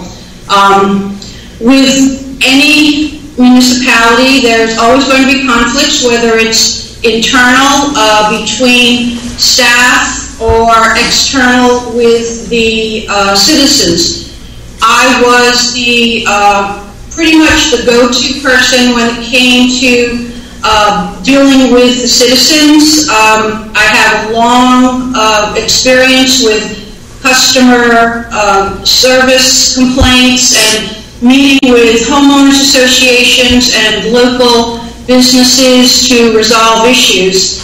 One I think that I can point to directly is when we had a homeowners association that shared a natural scrub area with us, and they were ready to go forward with redeveloping that natural area, and the city at this point didn't have the finances to do that. I was instrumental in liaisoning between the two organizations, helping the homeowners association move forward where they could, where they hired a designer to come in and do some preliminary design for what the natural scrub area would look like. They wanted to turn it into more of a ecotourism area, and also something that could be enjoyed by their homeowners. We went ahead and hired a designer, and I worked very carefully with our staff to make sure that what we needed to do as far as permitting and dealing with which was the environmental authority in Palm Beach County, and also with the state DEP, to make sure that we had all the ducks in a row, so that when the city was able to come up with the financing, we put it 2 years forward in the budget, then we would have everything ready and we could start work on that scrub area. We recently approved changes to our comprehensive plan and are beginning stages of updating the land development code. Describe your experience in planning, zoning, growth management, administration. I have worked very closely with the building department, with the City of Boynton Beach over the years, helping them to add a energy and climate section to the comprehensive plan as the sustainability coordinator for the city, second hat that I wore. I worked very closely with them to make sure that the proper language was going to be put in, that we could feasibly meet those obligations in the comp plan, as well as meeting the requirements from the Florida legislature for some of the new legislation that had come down. I also, as Assistant City Manager, sat on the Palm Beach County Metropolitan Planning Organization as the city representative and worked very closely with that organization when it came to things such as construction for our streets, for the new I-95 bridge that was going in, and also to create our city's greenways, blueways, and trails master plan for the city. As I stated, we've adopted a new comprehensive plan, and we're at the point of updating our land development code. City Council has expressed concerns about density and intensity in the new comprehensive plan, and how we might be able to further refine that in the land development code. Do you think you could assist in that area? Is that an area you feel comfortable in? Absolutely. I understand that the city of Destin right now is at a crossroad. I've experienced that here in this area as a lot of the cities become more urbanized to increase the local tax base. Residents don't necessarily want to see an area become urbanized. And the city of Destin is a very unique city, and you have a wonderful old world Florida feel to you, but you also need to keep moving with the time. So a fine balance has to be met as you go forward, so that you can keep your charm of the city, but also meet the future demands of density and of the tax base. We recently, as recently as 2 years ago, dealt with that here in Boynton, where along the intercoastal, the commission had voted to go to 15 stories, and many members of the community were very unhappy with that. So there has to be a dialogue with the community, but also taking into consideration the economic development opportunities for the city. I feel very confident that I could work with staff and help to come to a resolution that may not be perfect for everyone, but hopefully everyone would be satisfied with. Thank you. What is your experience in working on interdepartmental or interagency teams? Please give an example of a successful outcome that resulted from your participation on a team, and what role you played in facilitating the successful outcome. Absolutely. Team-based is one of the things that I was responsible for in the city of Boynton Beach as the assistant city manager, working with interdepartmental teams on projects and programs was one of my responsibilities. The most recent successful one was our recertification for the CRS, a community rating system with the National Flood Insurance Program, in order to go from a 7 to a 5, so that we could reduce the discount, the flood insurance discount for our community.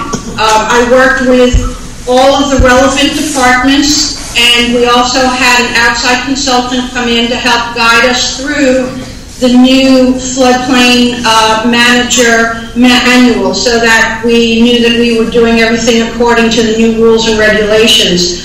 and working with the departments, making sure that we were collecting all the data that we needed. We were then had our recertification visit come in from FEMA, and we worked for a week and a half with the FEMA representative, making sure that they had all the documentation, all the questions were answered, and we were very confident that we were going to be able to go to a 5, at least a 6, if not. Of course, with FEMA, it takes a while, so at this point in time, Boynton Beach has still not received their rating, but it was something that I was able to bring all the departments together, working with the outside consultant to get the job done. Currently, we have a few projects underway pertaining to stormwater. What experience do you have with stormwater issues? For the last 2 years at the City of Boynton Beach, I was the assistant city manager, but my office was over in water utilities. And I worked very, very closely with the utilities director there, Mr. Colin Groff. Stormwater is very important to what we were trying to do with mitigation and sustainability. I also sat on the county local mitigation strategy team. I was a steering committee member and an evaluation committee member.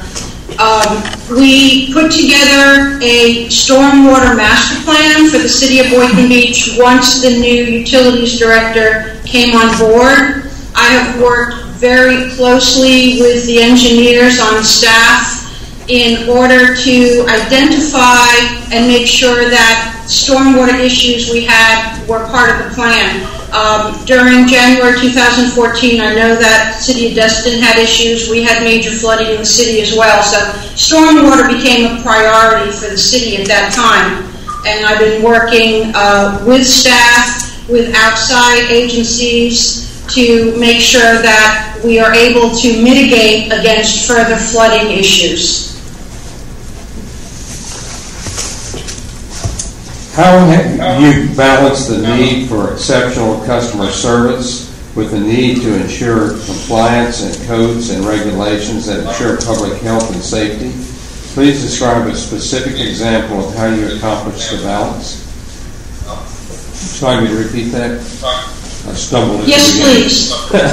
How have you balanced the need for exceptional customer service with the need to ensure compliance with codes and regulations that ensure public health and safety?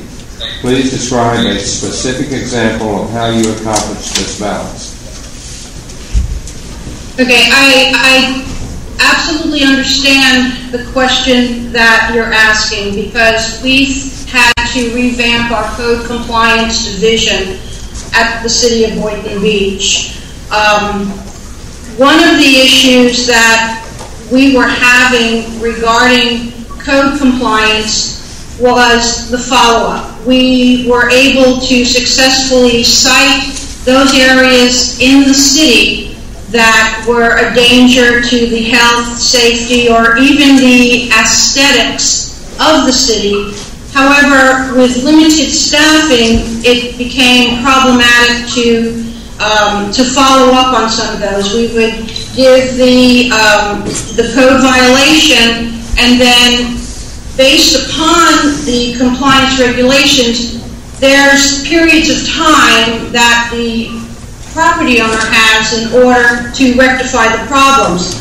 Unfortunately, the perception of the community was that nothing was being done. They didn't feel that the city was doing everything that they needed to do. So it was a lot of education to the community to let them know that the property owner, even though they are non-compliant, they do need to be given the opportunity to fix the problems. In a lot of areas where people just did not have the financial means in order to rectify the problems that they were having with their property. We got a little bit creative, and we found some nonprofit volunteers in the area who were willing to come in and help the property owners to upgrade the standards of their properties. in those areas that there was no compliance and no willingness to fix the problems, the city put together a lien process, a very aggressive lien process, in which the owners were then fined continually until they were able to bring it up to compliance level. And in the event that they didn't, over an extended period of time, the city actually started foreclosure on those working very closely with the banking community. What are you looking for in terms of organizational culture? What attributes do you look for in an organization you want to join? Any organization is only as good as the staff that works within that organization. And as a city manager, I feel that it's the administrator's job to facilitate the success of the staff. It all starts at the top, and a culture of collaboration, of transparency, and breaking down silos so that everyone is working together towards common goals is key to a strong, healthy organization. Are you a person who has a true open door policy with employees, citizens, council, and other interest groups? Promotes an open dialogue that is intended to improve the operations of the department, the morale of the employees, and provide a high level of quality service to the public? Absolutely. I pride myself on being a communicator, and I would invite anyone to speak to any of the commission members of the City of Boynton Beach or any of the staff, and they will attest to the fact that I do have an open door. There's no such thing as stupid question, and I encourage people to ask questions, to make sure that they're on the right path, that they have all the direction that they need. As far as the citizens are concerned, this is why we're here. I love government. I believe in the democratic system. And if I don't have an open door for citizens, then I'm not doing my job, because even though a city manager answers to the council, we're actually here for the citizens. We exist to improve and maintain a quality of life for our citizens. So yes, I absolutely believe in an open door policy. To repeat myself, I also believe in absolute transparency. I don't like, closed door, need to know kind of attitudes. I feel that in order for everyone to perform to their optimal, they need to know what's involved, and they need to know what the end goal is.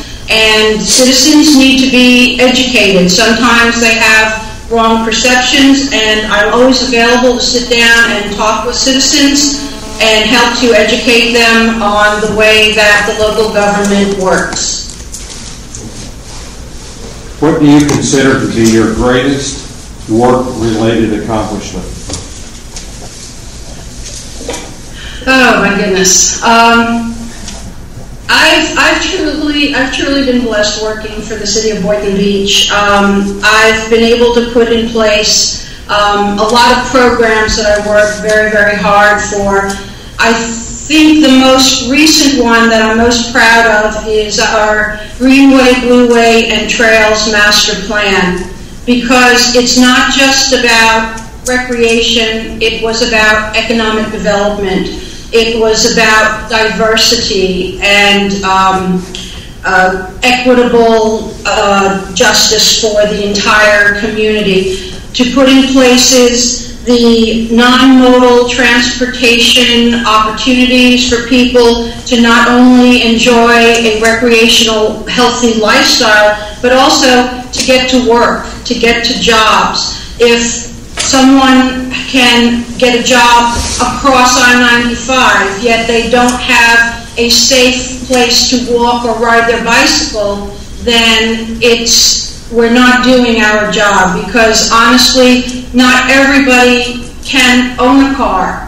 So I felt that this was very important to the development, the economic development, and the future lifestyle for the city of Boynton Beach. So I think I'm most proud of that project. Do you realize, I'm sorry, let me start over. Do you utilize a proactive management style to realize the full potential of all department resources, minimize the concerns, problems of citizens, elected officials, and upper management? Can you explain? Yes, I can. With my department heads that I was supervising, I encouraged open dialogue. I had weekly meetings with each department head. I made the time to sit down and talk to them. I asked them to bring to me everything that they were dealing with, not with the intention of micromanaging them, but facilitating their success. So they would bring to me issues that they were having with budget, with customer complaints, with staffing, and also programming and projects that they were either working on at the time or wanted to go forward with in the future. I feel it's very important for staff to feel supported, to understand that there's someone who has their back.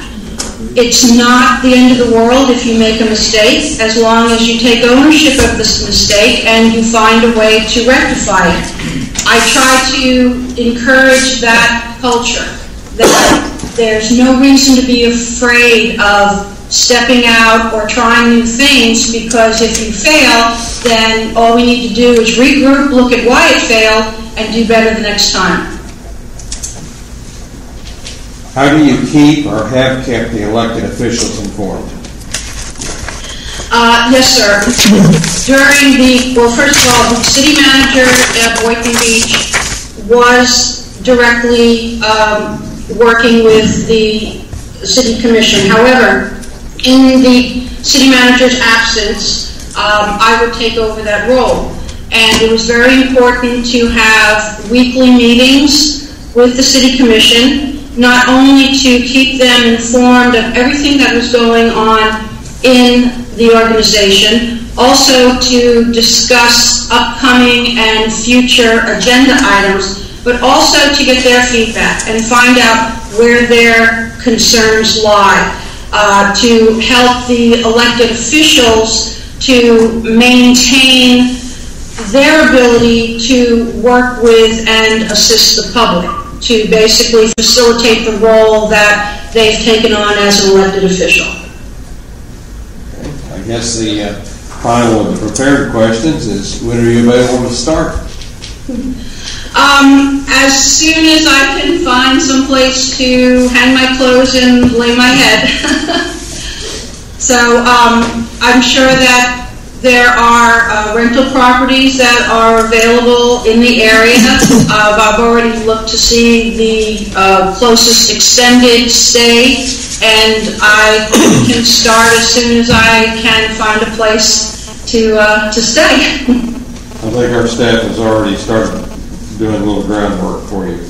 I'd like to open this up for council to ask some questions now. Mr. Foreman, you want to start us off? Charisse, is it? Carice, yes, sir. Charisse, I'm sorry. That's all right. I'm a slow learner. I'm Jim Foreman.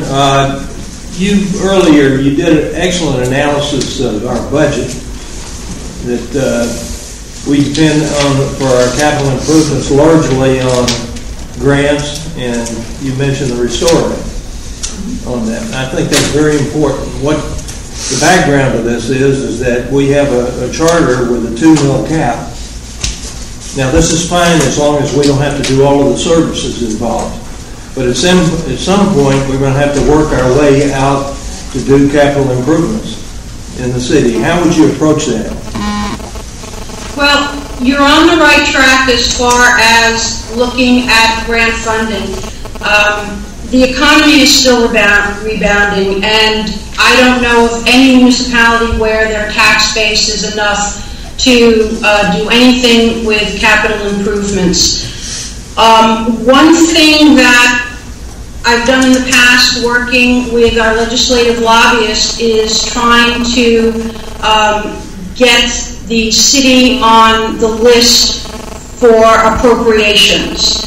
And it's like applying for any other grant, is that you need to get all your ducks in a row and put together the best appropriations submittal package you can to show where what you are trying to do not only improves your area, but the region as a whole.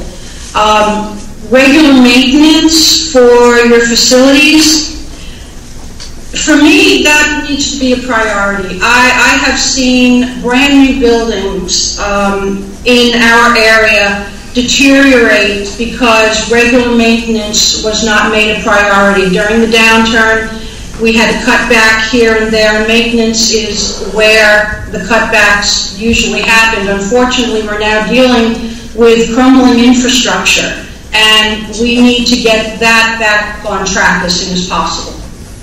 Thank you. Councilmember Ramswell. Hi, I'm Preble Ramswell. Thank you for making the time to speak with us this morning. I see that you've got a pretty strong background in sustainability and green space and a lot of environmental issues. What other two issues would you say are favorites of yours, if that's a good word or good terminology for it? I would say that the next one is emergency management. I had been the EEOC manager for the city of Boynton Beach for 10 years, and it's all a huge umbrella. It is emergency management, sustainability, local mitigation. It all fits together. At the end of the day, we are responsible for the lives and properties of our citizens and put our trust in us. So it's very important that we have the plans in place, that we work the plans, that we train staff, and that we communicate with the community to let them know what their role is in emergency management. So I feel that that's something that's very, very near and dear to my heart. The other issue that I didn't really get an opportunity to work a lot on with the city was the homeless issue that they were having. I had just started working with our local nonprofit in the area. I joined the Continuum of Care because the homeless situation is nationwide, and it's not something that we can continue to ignore. But municipalities do not need to reinvent the wheel and take it on themselves. There are a great amount of nonprofits out there that have dedicated themselves to this issue, and it's important that as a city, as a municipality, as a community, we work with these nonprofits and assist them every way we can to help them address this issue. Excellent. Thank you so much. Councilmember Morgan? No questions. Thank you. Councilmember Dixon? Yes, thank you so much for being here today, being with us today.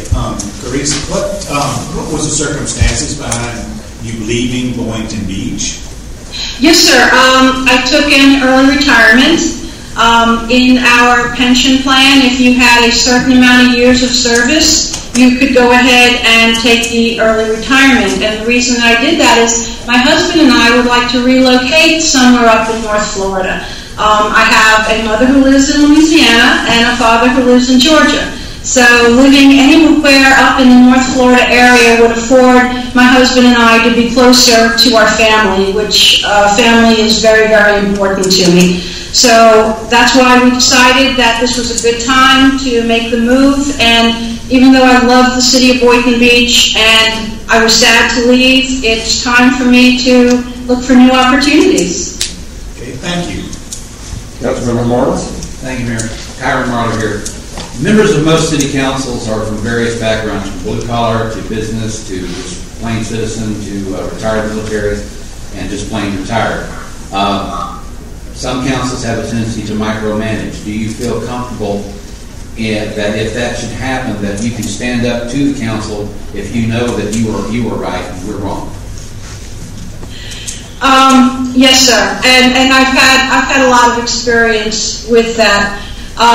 You can't fault a council member because most of the time when someone becomes an elected official, it's because their heart is for the community and they want to do well in the community. And of course, we all believe that we know what needs to be done and how it needs to be fixed. So I've dealt with many junior council members who've come on board and they want to hit the ground running and they want to fix everything. And again, it's just a situation of communication and education, letting them know that their issues, the ones that are near and dear to their hearts, and maybe even the ones that got them elected, are on the radar. And with careful planning and budgeting, those can be addressed as long as it's voted as a priority by the entire council.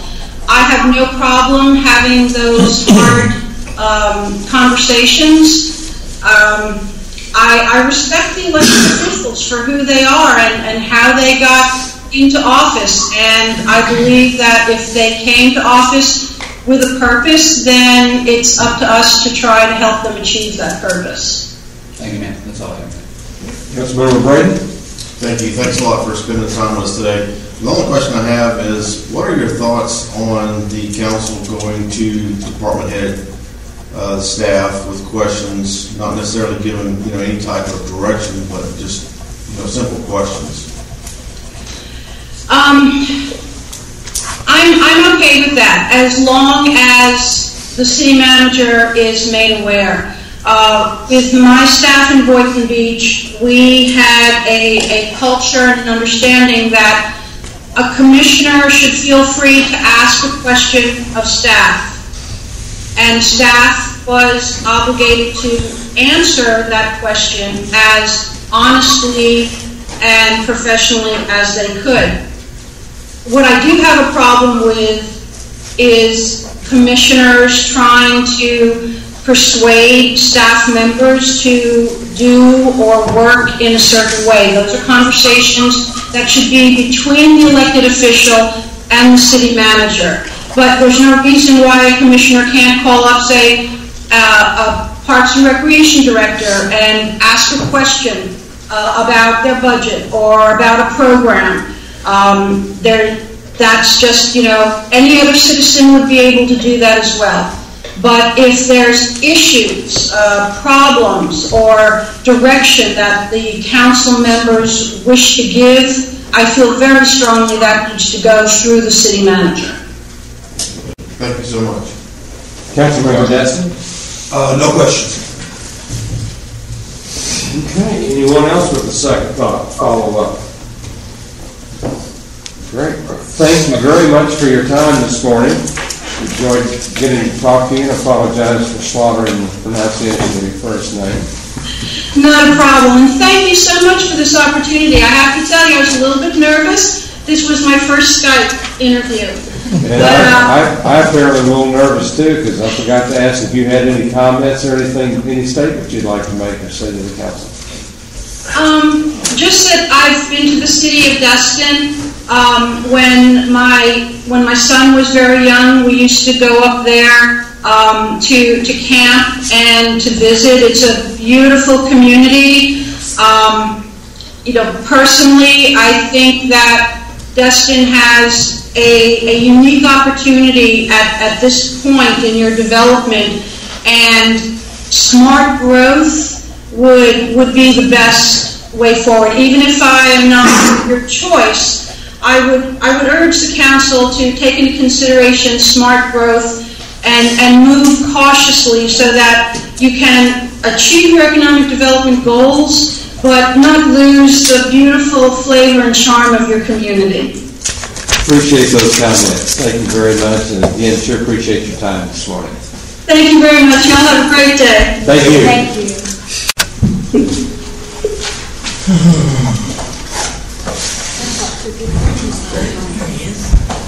Mayor? Mr. Lackey, can you hear us? Lakey, excuse me. We don't have any volume from me. Let me help him out. Hang on one second.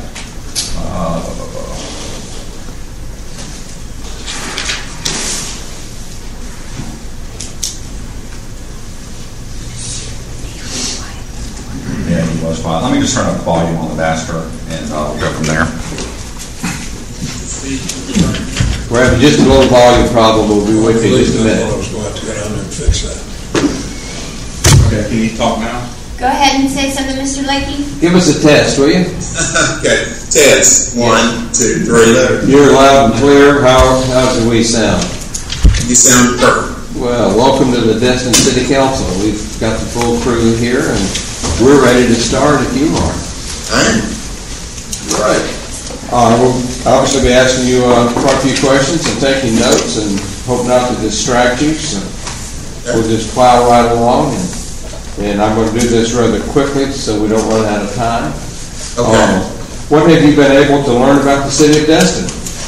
Quite a lot. I've been through Destin numerous times in the past, so I'm familiar with it, just living in the Panhandle. But I learned the departments that, services that you provide, departments. I had a chance to look up your budget, comprehensive plan, those kind of things on your website. So I've done a little bit of homework. Yes. Great. Anything in particular that caught your interest you'd like to? Well, what I noticed is Destin, your operations and your services you provide are somewhat similar to the county I work in, Jackson County. You have, of course, planning department, community development. You have a library. You have public works department, public services. So a lot of similarities to the experience that I had. Good. Please describe your experience in working with multiple agencies and departments. What are some of the examples of actions you took to work through and resolve conflicts between agencies and departments? Okay. I know that I'm the only county manager that's interviewing, but in a county position, you have to work with a number of different agencies. For example, Portland is our finance office. You also have a sheriff department providing the law enforcement services. You have to work with the sheriff department. Constitutional officers. So I'm used to working with a number of different agencies in a unified, coordinated manner. We recently approved changes to our comprehensive plan and are in the beginning stages of updating the land development code. Describe your experience in planning, zoning, and growth management administration. Once again, like I said, we had a community development department in Jackson County that I supervised. And a couple of years ago, we went through the process of updating our land development regulations. So I have some experience working the ultimately brought on board. I did a total revamp of our land development regulations at the time. Land use changes. Of course, it's different in the county than it is the city. You have your zoning areas and have the process of updating that. So I do have some experience in this area. Sure. I'll follow up on that. We've obviously adopted our comprehensive plan. We're just in the beginning stages of the land development code. I know council has expressed some concerns that the comprehensive plan may have lacked some coverage, particularly in intensity and density population. We're struggling with traffic and other problems down here. And we're looking maybe to mitigate that just a little bit through the land development code. You got any thoughts or suggestions on how that could work? From my experience, once you keep your comprehensive plan kind of broad in the approach, and the more specific something, the land development regulations. So you would be looking at those land development regulations to get in place what you need. That's the experience that I have. You don't see any conflict there? Well, you don't want to be in conflict with your comprehensive. What is your experience in working on interdepartmental or interagency teams? Please give an example of a successful outcome that resulted from your participation on a team, and what role you played in facilitating this successful outcome? When I started in Jackson County in the year 2013, Jackson County has a number of different communities. They historically have not worked well together, so I had a concerted effort to try to bring those communities together, and it led to a number of different successful outcomes over the years.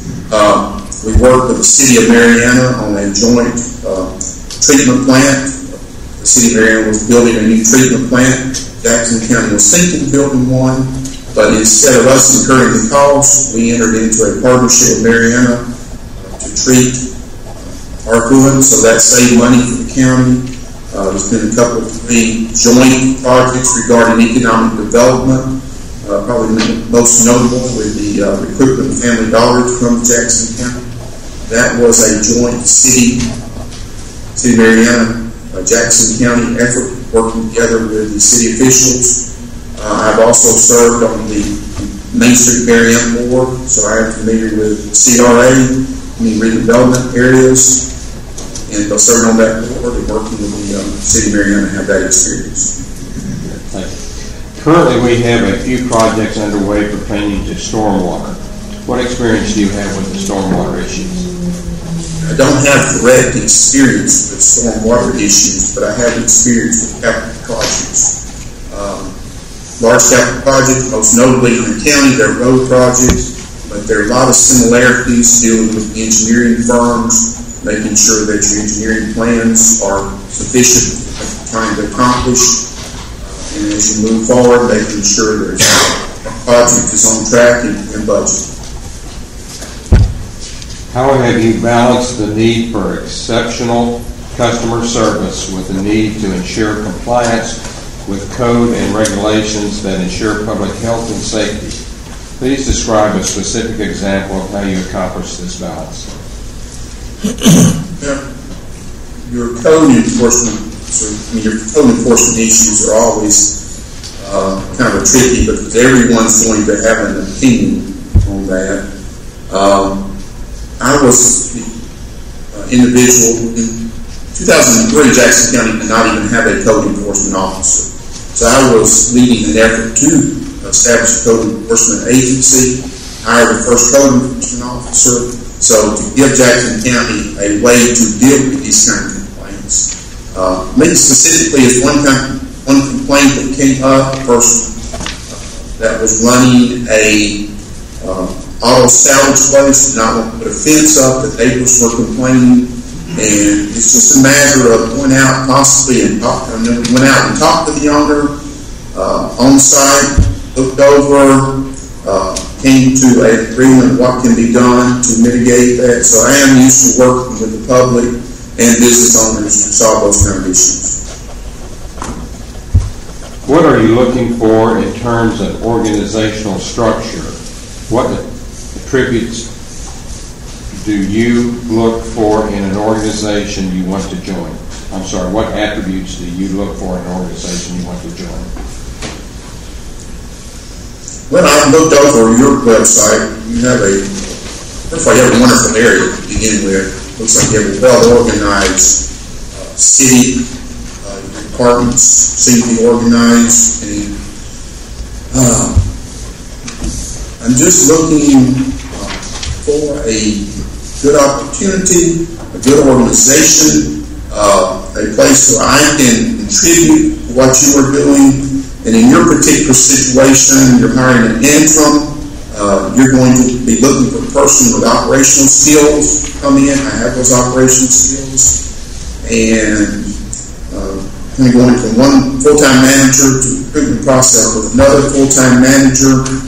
So I think I can contribute to your organization regarding day-to-day operations, HR issues, looking to recruit the manager, and basically a person that's going to be working with your employees, making sure that your high standards are maintained. Are you a person who has a true open door policy with employees, citizens, council, and other interested groups, promotes an open dialogue that is intended to improve the operations of the department, the morale of the employees, and provide a high level of quality service to the public? Yes, I am a big believer in an open door policy. There are three groups that in this type of managerial position you work for. You certainly work for the board because you are the person I need to work for. You work for the public also. You're a public individual such as myself. Another city manager is a public servant. So I am very big believer that the public should have access to the city manager. Please come see me about any issues you have. In the past, I've had individuals come by and see me about big issues, and I've had individuals come by and see me about very minor issues such as stray dogs or whatever. But every time a citizen comes to see you, it's important to that citizen. Also, your third group are the employees. I'm a big believer in open door policy for the employees. Not only open door to come see me in my office, but I'd like to get out weekly, if I can, to their departments, to the public service department, to the library. I go visit the librarians, visit the park people that you have, visit those departments and see actually what's going on, and go out and see what the issues are, see what kind of problems they're dealing with on a day-to-day basis, and what can I do to help solve them. What do you consider to be your greatest work-related accomplishment? I don't think there is one greatest work-related accomplishment. There are a number of improvements I made in the past 12 years in Jackson County.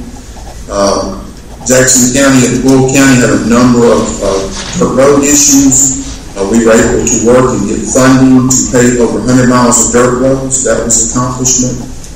The economic development projects, we were able to recruit companies to come in and create jobs. That was a project. Money saving, I already mentioned, where we were able to save money on not building a waste treatment plant. That saved the county $3.5 million. Another success that I had is being able to negotiate with waste management. Jackson County has a landfill that we get a host fee from. Years ago, we were able to renegotiate that agreement, and our host fees increased over $600,000 a year. That was another accomplishment. Some other efforts we tried, didn't get there with them, but so I don't think there's one stand out there, just a number of them that I'm proud of. Thank you.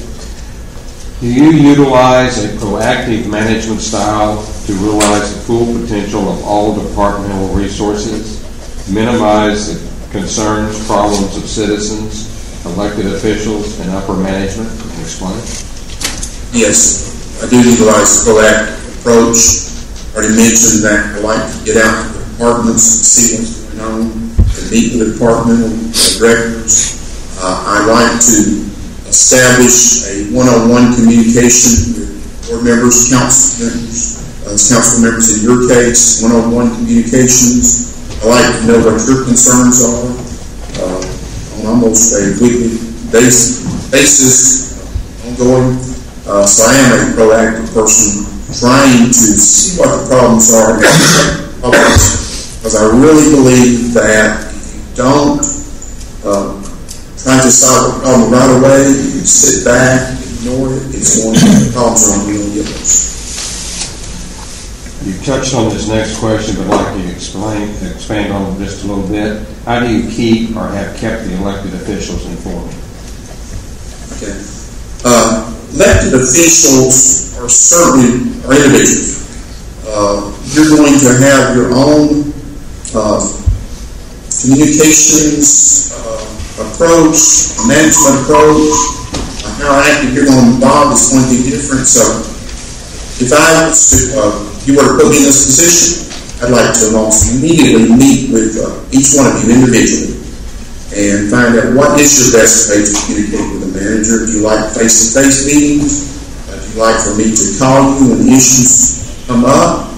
Do you do text, email? Would you rather communicate in that respect? So every one of you is going to have individual ways to communicate with the manager. So that's my approach. Just establish an open line of communication.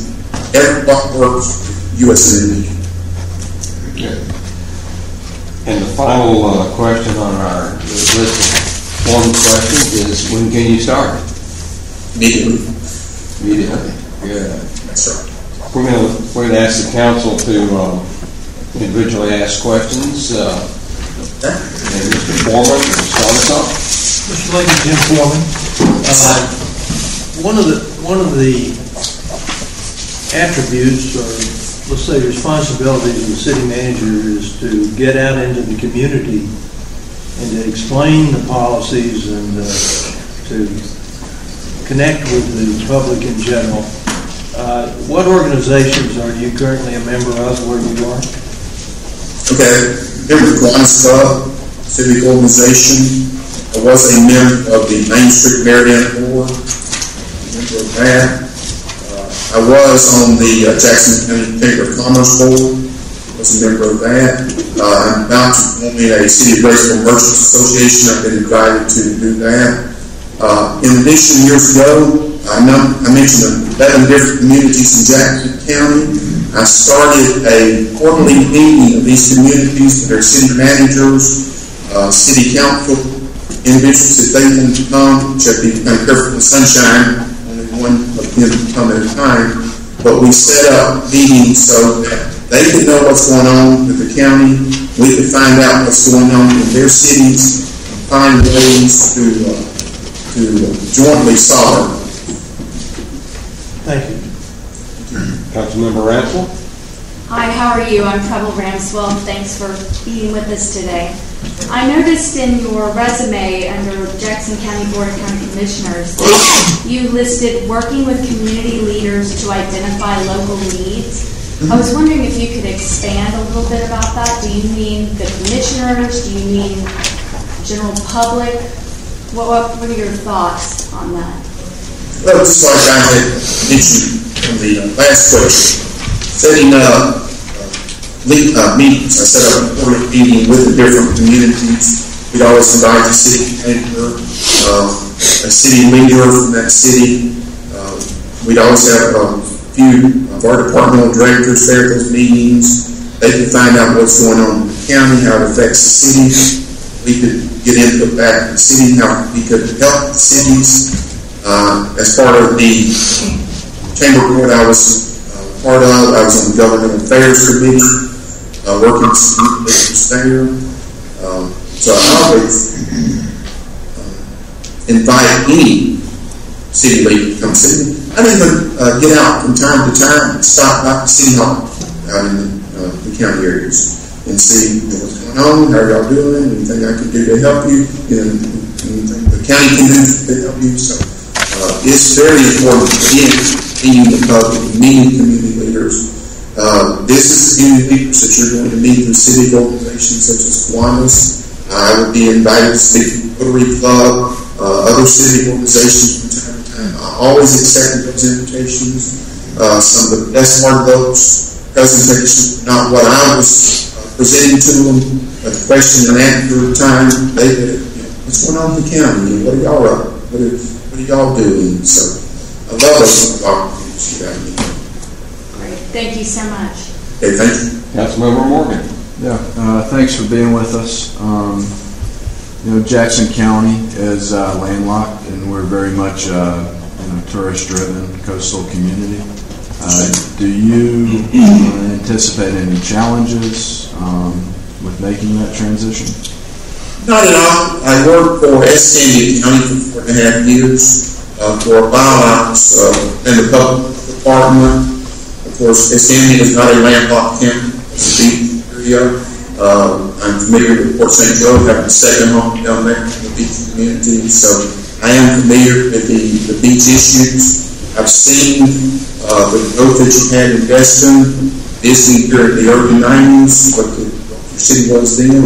I've seen the growth that's happened over the years, so I'm familiar with the challenges that you face. So I try to broaden my horizons. Yes, I work for Landlocked County, but I've stayed on top of the issues in the panhandle. Thanks. Councilmember Dixon. Yes, Tuck Dixon. Hey, Mr. Lakey, I just want to say that, first off, I've worked with you on a couple of projects, and I've always found you to be very professional and always done a great job. I've asked this of every candidate that has come before us today, and what is the reason that you actually left Jackson County? Okay. I was with Jackson County 12 years, 13 years. A year ago, there was an election, 2 new county commissioners come on board. People come on board with their ideas. I think they wanted a management change, and that was the direction they headed. Politics came into play. I don't know if we can go into all politics right now or not. But I think basically a management change. There was a vote taken without cause vote, and that's what leading to me getting back in the job market. Thank you. Thank you. Mr. Marler? Thank you, Karen Marler. Members of most city councils are from various backgrounds, and sometimes we councils like to micromanage. Do you feel comfortable standing up to council if we should make a decision that you know is wrong ethically and know that it's not the way to go? Well, I've been in that situation where I've had to stand up to the county commissioners before in a situation that was wrong. It's a difficult position for a manager to be in, to have to do that, but you have to do the right thing, regardless of what the outcome may be. So I've been in that situation. But on the flip side, if you take a position that's counter to that I've had in a public vote, I am supportive of whatever is the outcome 100%. Thanks, sir. That's all I have. Thank you. Mr. Brady? I don't have any questions, Mayor. Thank you. Mr. Destin? No questions. Give you just a second if you would like to make any further comment or anything you'd like to say to the group. Okay, maybe I just like to reiterate a point I made earlier that I think I'm your only individual that is a county manager instead of a city manager. But once again, please keep in mind that you're looking at the candidates. I have a lot of similar experiences like the positions you have, the library, planning and zoning department, public service, finance, so a lot of commonalities that you don't see off the top as you're looking at making the selection. So we had 220 employees, you have a smaller group of employees, so I can manage a larger group of employees, develop your budget, $45 million budget, so I can continue on with your budget processes, and you're right now in the middle of that. So I could be a good person who help bridge this thing at this time. Thank you very much. Appreciate your time this morning, and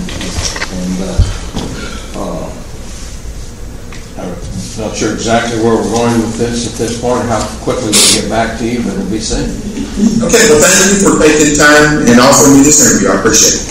Thank you.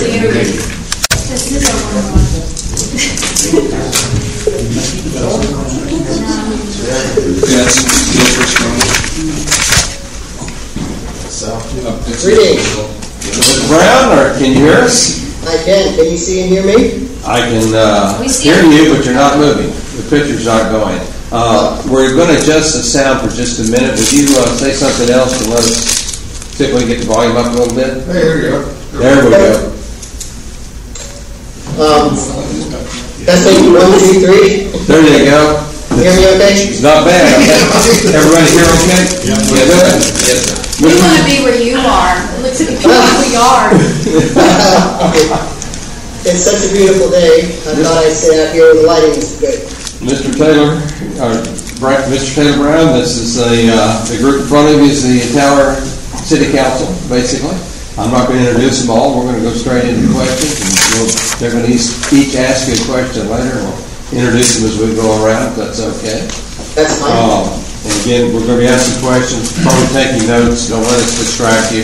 If at any point you want me to repeat a question, I know this, or at least on our end, sometimes the volume or the so it gets a little difficult to hear, so don't hesitate to ask us to repeat, ask me to repeat a question or whatever makes you comfortable. That's fine.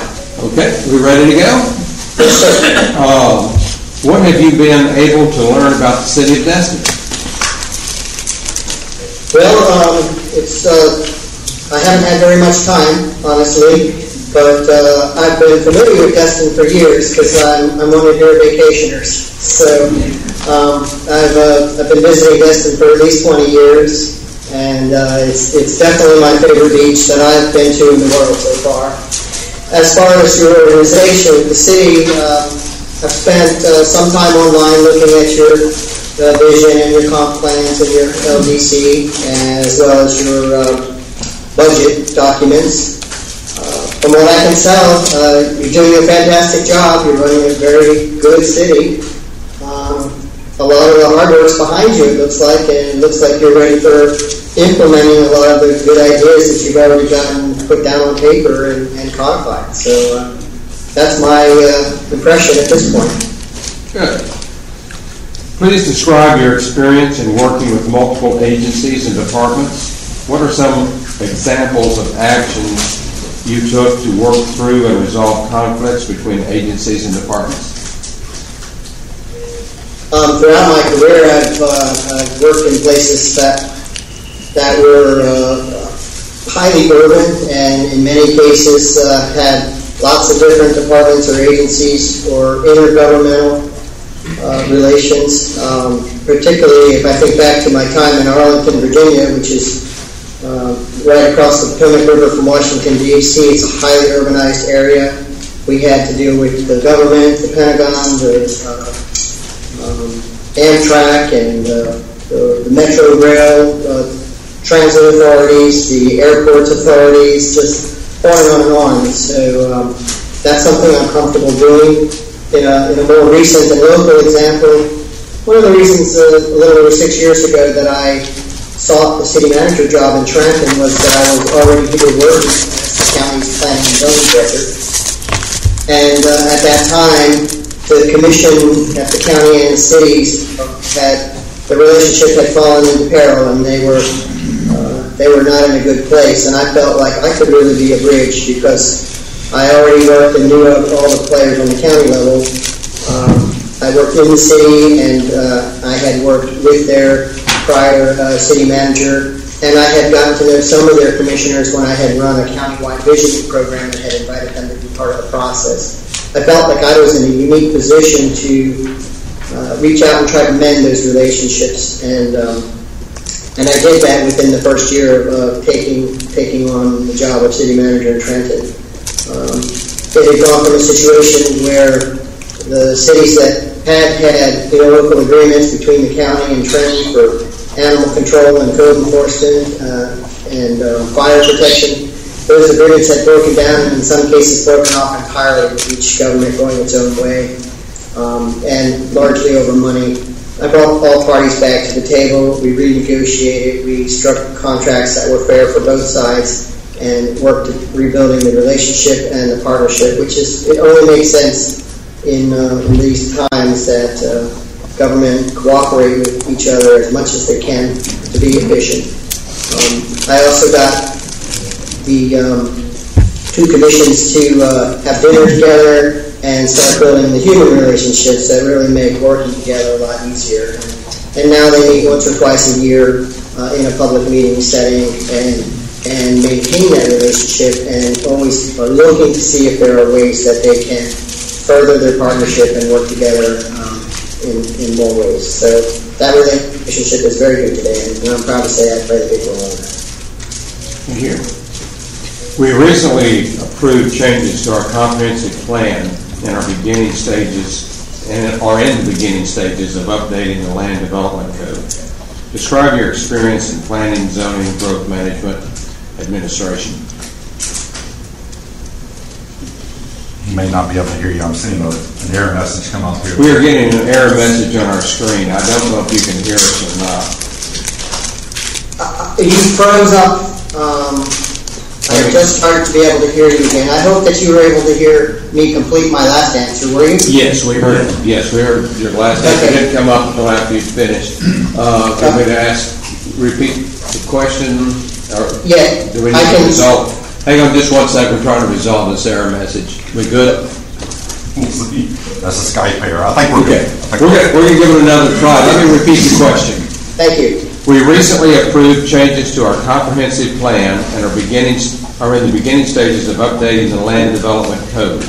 Describe your experience in planning, zoning, growth management, and administration.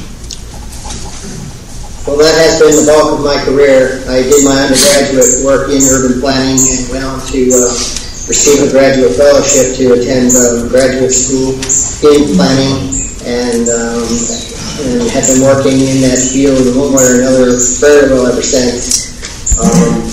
I'm very comfortable in the planning and zoning arena, and of course, land development codes can be very tricky.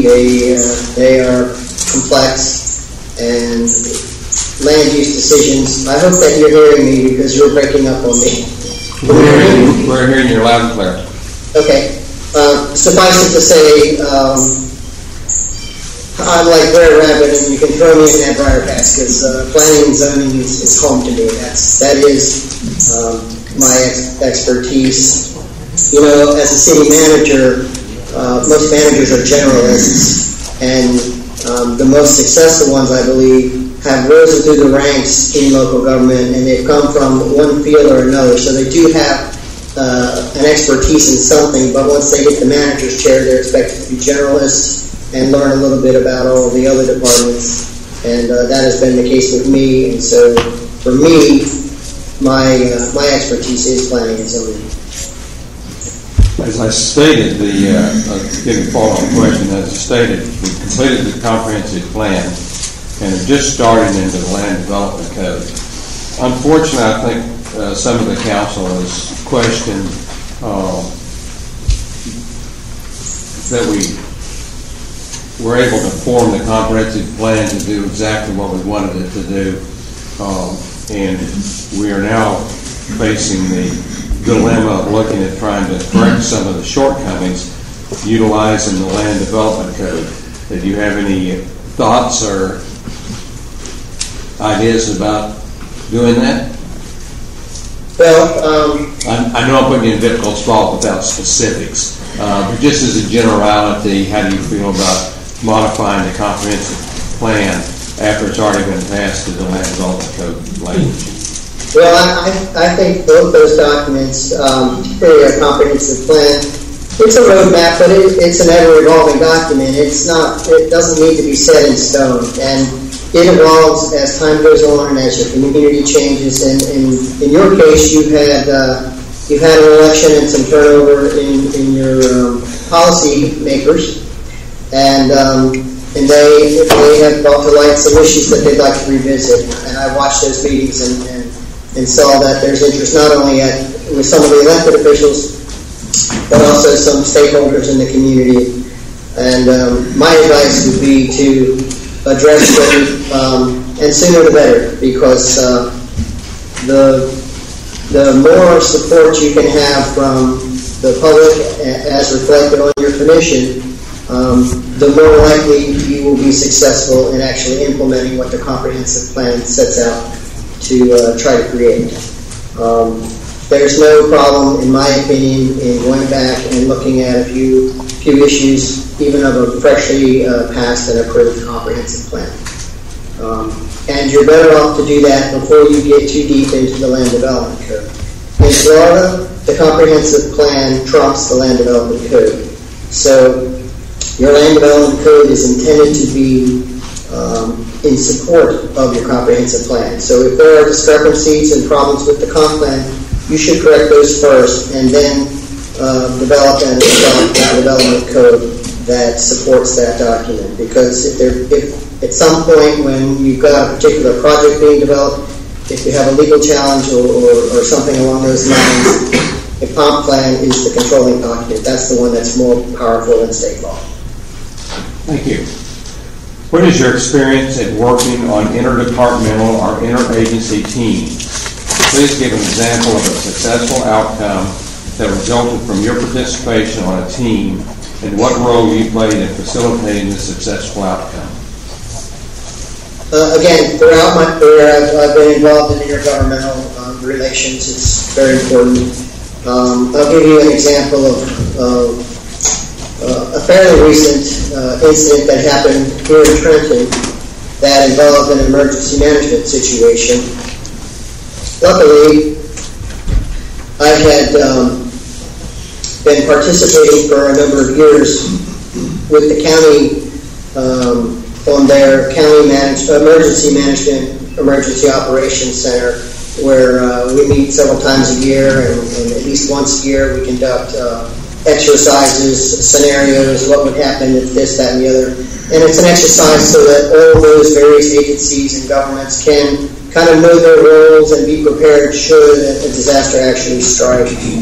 And one year we practiced an exercise where an anhydrous ammonia truck, which are used here locally for the agricultural industry, but that chemical is highly toxic and dangerous if there's a spill or an accident. We practiced that in a scenario one year, and within a year, we actually had a real event that was quite similar. Now, the real event that took place wasn't anhydrous, but it was a large propane supply company had a leak in their main tank. And I'm talking a tank that's about the size of a semi-truck full of high-pressure propane. And the leak occurred and a valve broke, so it was an uncontrolled leak, and it happened during a time when the weather was such that we had cloudy weather and the air was stagnant, and so basically a plume of toxic gas was filling the air right over downtown Trenton. And we had to work together with the Sheriff's Department, the Emergency Management Department, our local police, myself, and the gas company to try to solve this. I can tell you it was a tense situation.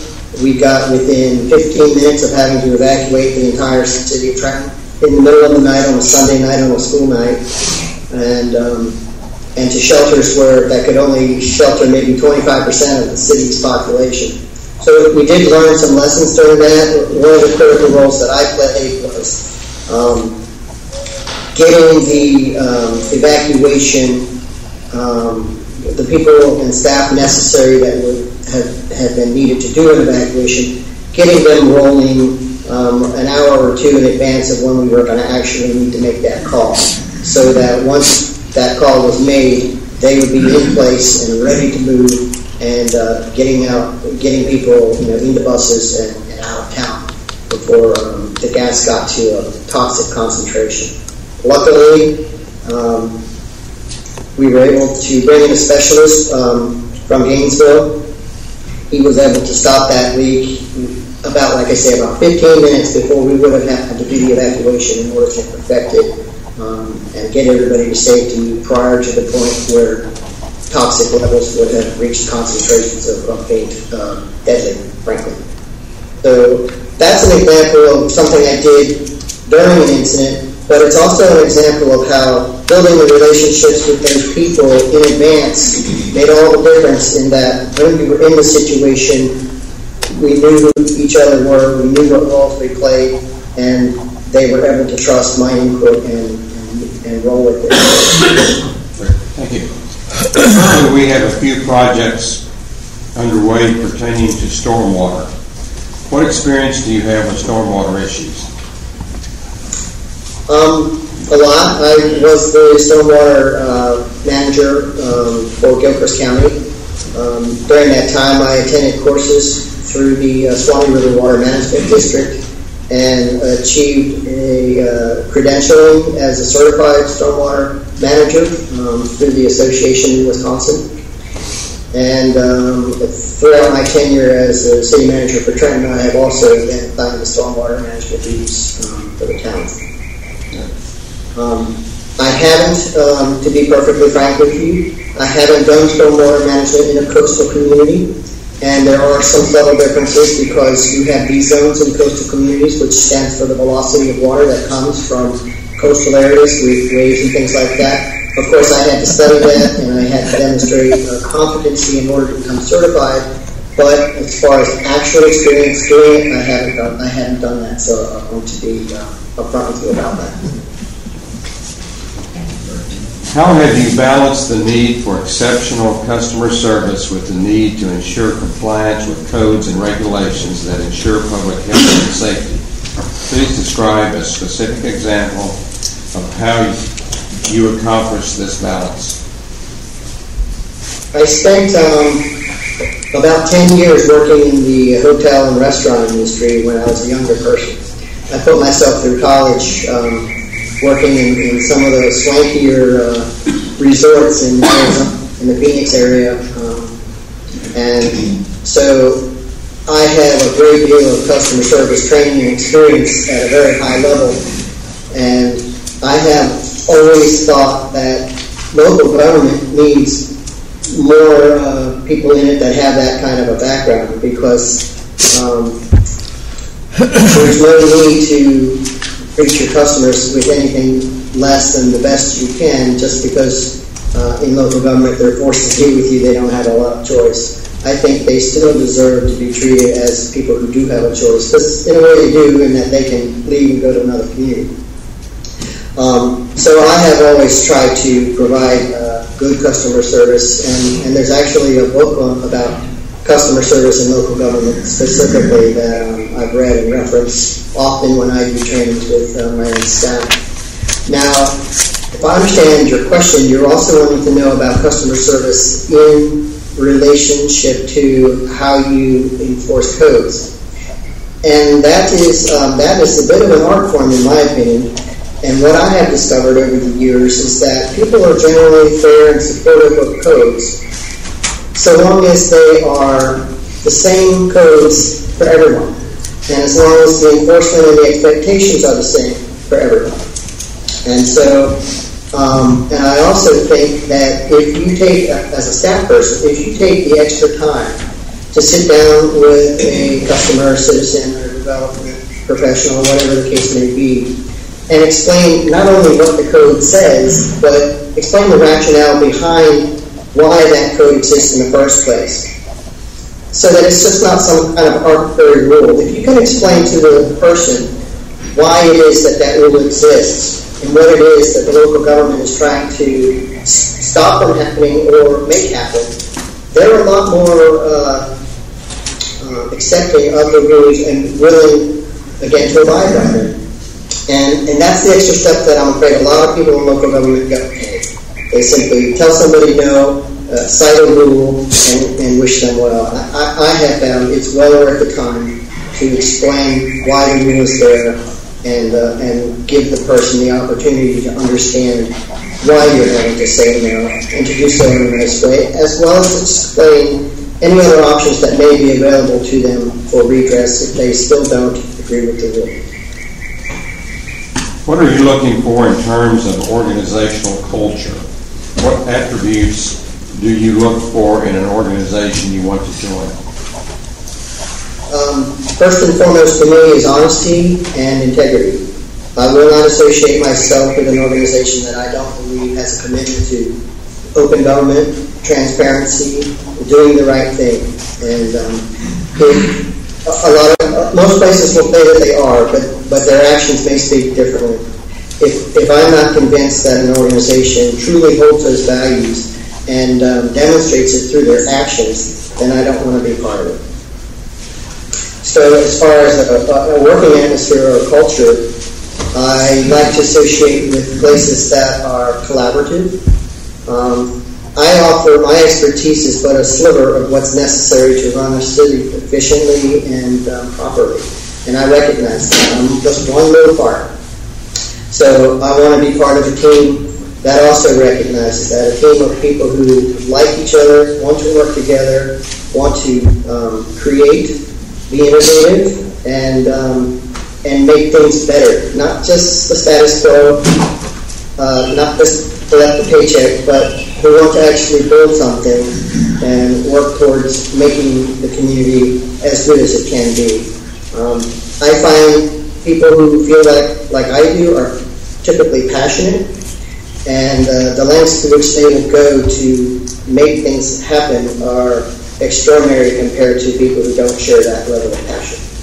So it's that type of high-functioning team environment that I seek and try to align myself with. Are you a person who has a true open door policy with employees, citizens, council, and other interested groups? Promotes an open dialogue that is intended to improve the operations of the department, morale of the employees, and provide a high level of quality of service to the public? I would say that I absolutely am that type of person. Again, it's not lip service. I really believe it. For example, when I became the city manager in Trenton, the manager's office was tucked away in the back corner of the building. You had to go through a secretary's office to get to it, and the back door to the building was just outside the manager's office. So easy way to duck out if he or she wanted to. I immediately renovated and moved the city manager's office to the very front of the building with a big front plate glass window, and anybody walking on the sidewalk could look in and see what the manager was doing. That he was there. There's no place to hide. My door was right there in the main hallway. Although there was a reception window, somebody could barge right in if they wanted, and some people did. And I'm perfectly fine with that. I have nothing to hide. I believe in transparency, and I wanted to send that signal loud and clear when I got there, because it hadn't always been the case with Trenton, and I wanted to demonstrate that I was different. And also open, and also that if anybody came to see me and was told I was in a meeting and I wasn't there, they could verify that by looking through the window and seeing that in fact I'm out or that I have somebody with me already. I make every effort to meet with somebody when they stop by. That's not always possible, but I will always return a phone call, and I like to communicate with people the way that they've communicated with me, because I feel that that's the right etiquette. So if somebody texts me, I will text them back. If they email me, I will email them back. If they call me, I will call them back. If they stop by and I couldn't see them then, I'll call them and invite them back, and or I'll offer to go meet them at their place of business or in their home. And actually, I love it when people take me up on that, because when I get invited into somebody's home and offer coffee and get to sit there and chat, they'll open up far more about what's really on their mind in their home setting than they will in my intimidating manager's office. So that's the way I am. It's truly who I am. It's not a show. I am, what you see is what you get. What do you consider to be your greatest work-related accomplishment?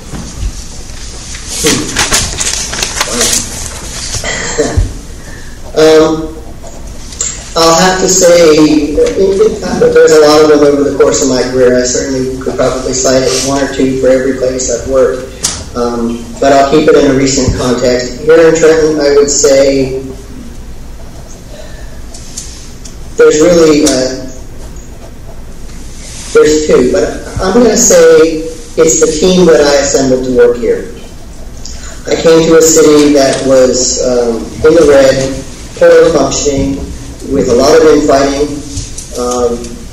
where intergovernmental relations were in the trash.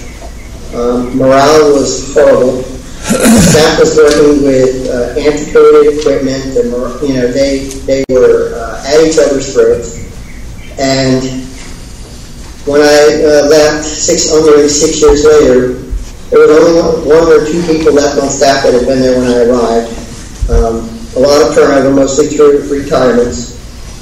But with each new hire, the team got better and better, and now they're working together as a unified team. They've got each other's backs. They genuinely care about one another. They celebrate each other's milestones in both their careers as well as their personal lives. It's truly a family feel, and they stop by my house still. Now I still live here, and in the last 3 or 4 months that I've been since I left, they're still checking in on me or still calling me just to stay in touch, and that speaks volumes to me about the quality of the team that I assembled and put together and trained. So that's probably what I should and am most proud of. I'm also really proud of the economic development progress that I made in Trenton. This is a small town. It's financially depressed. We're in an area designated by the state as an area of critical economic concern. And there's what we have brought in new businesses, we've increased jobs, and I would say that I think I can count the number of jobs by the number of new companies that have built and located here. And I believe it comes out to about 5% of our workforce is new. Like, they're in jobs that didn't exist here before I came.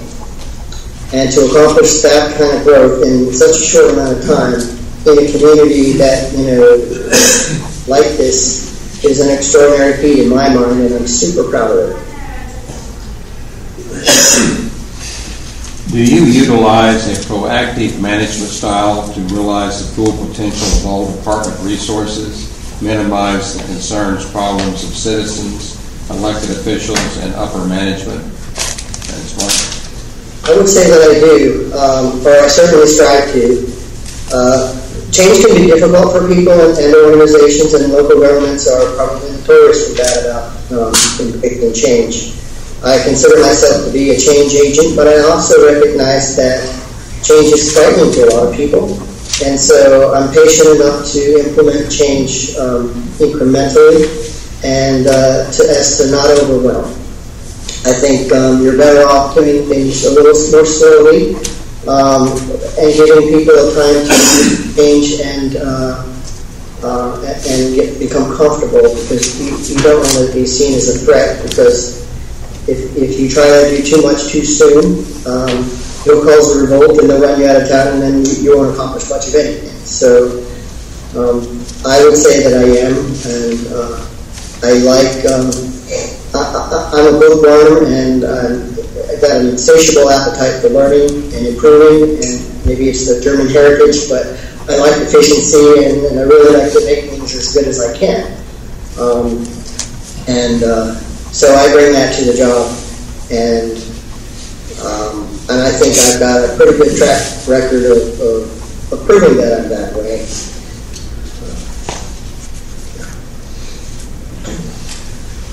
How do you keep or have kept elected officials informed?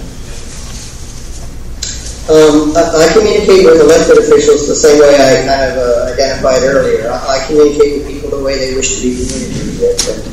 With commissioners, I typically ask them how they would like to be communicated with for city business. If different people in different generations, they communicate differently. So I've had commissioners who want to have a meeting with me once a week to go over things face to face, and I'm fine with that. I have others who simply want to be texted the bottom line, and that's all they want. They don't want to be bothered, with a whole lot of volume of stuff. I have others that are, say, very numbers oriented, and they want stats. So they want weekly accounting of how many departments, how many this, that, and and that's fine. We can do that and get that. However, a commissioner would like to be kept informed is what I aim to do. I mean, there's only a handful of them in every city, and I work at their pleasure. I'm at their service. So, of course, I'm going to do it as they wish. And the final of our set questions is, when can you start?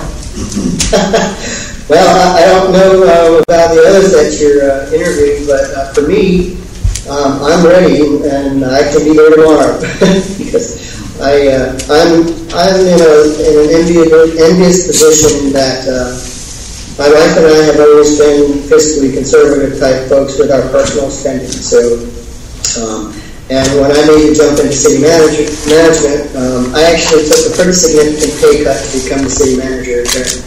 I thought I could do well. I wanted to give the profession a shot. Trenton was willing to give me my first shot at it, and I felt I was happy to take the pay cut, or willing to take the pay cut, and I was able to do so because my wife and I have always been frugal. For most of our marriage, we lived on about half of our salary and invested the other half. So I find that's a huge advantage for me as a city manager, because I make decisions that I feel are right. I don't have to make them based on what's best for me, because I know me and my family will be just fine regardless of what happens at a city commission meeting. So I've often said the day may come when I get fired because I'm a city manager and that's an occupational hazard, but it's more likely that I'll be fired for doing the right thing than the wrong thing.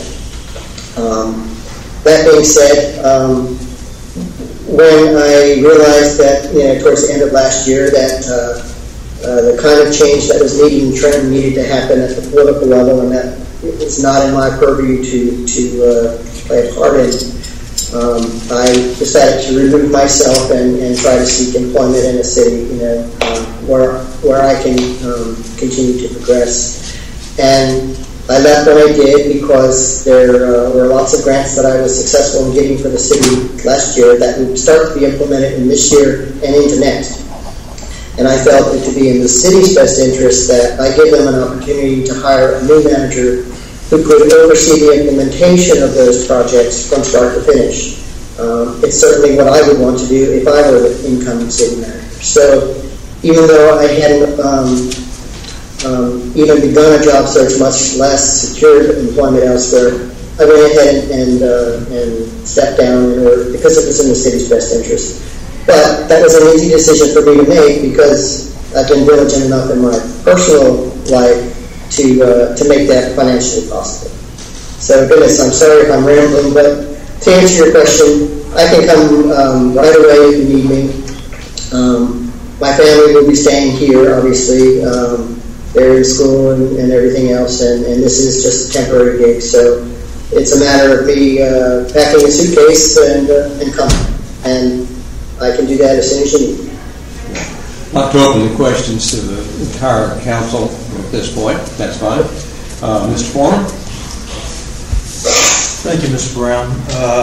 I can tell you're a people person, which is a good thing. I mean, it's obviously the better part of dealing with the public.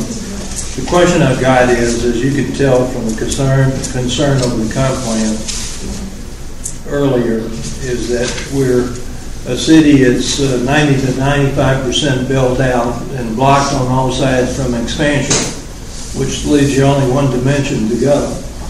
And the thing that I'm concerned about is having enough time, in this situation. I like your planning background. I wish, in some ways that we could tax that while you're here. So that's basically my comment and my question.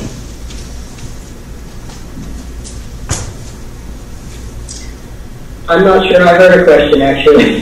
Well, the question I've got is, earlier they'd asked, about how you could help implement the land development code and that sort of thing. And I'm not sure that you would have that opportunity to do that here in the time that you're here. Well, that's policy driven, so that would be up to the commission, not me, as far as your timing and how much work you put into that. I would imagine that, if I'm there as an interim, you're probably right. I likely wouldn't be there to see that through. I would be able to offer you my advice with my planning background while I am there. And I understand that you may be lacking a community development director or planning director on your staff currently, or at least you were. So I likely could be very helpful in helping you select the specialist on your staff that likely will be there to see that through. So for sure I could help you with that. And of course I'll do whatever I can to help you get over the humps with the new comp plan that you've adopted, and try to tweak it as best you can to please as large a segment of your population as you can, and still accomplish the goals of the overall goals of the city. I recognize that because I've watched several of your recent meetings, I recognize that there's a shift going on in the board, and I don't see that as necessarily a bad thing. I'm always very respectful of boards because you are indeed a reflection of your population. And so even if you all don't agree, that's fine because your population doesn't all agree either. The art is finding the compromise and doing so in a civil manner. It's okay to disagree, but try to see perspectives from all parties and work towards the solution as best you can. And it'll never be perfect. I've been in planning a long time, and I can tell you it's never perfect. There isn't a perfect land development code out there. If it was, we'd all be using the same one. But I'll be happy to help you as best I can. Thank you. Councilmember Rachel. Hi, Mr. Brown. I'm Preble Ramswell. Thanks for taking the time out today to interview with us. I noticed in your application package that you had made the comment that the spirit of the law needed to be considered along with the letter of the law. Can you elaborate on that a little bit and offer an example?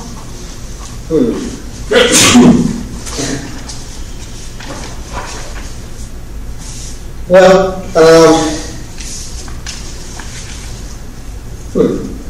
Sorry, I didn't mean to throw you.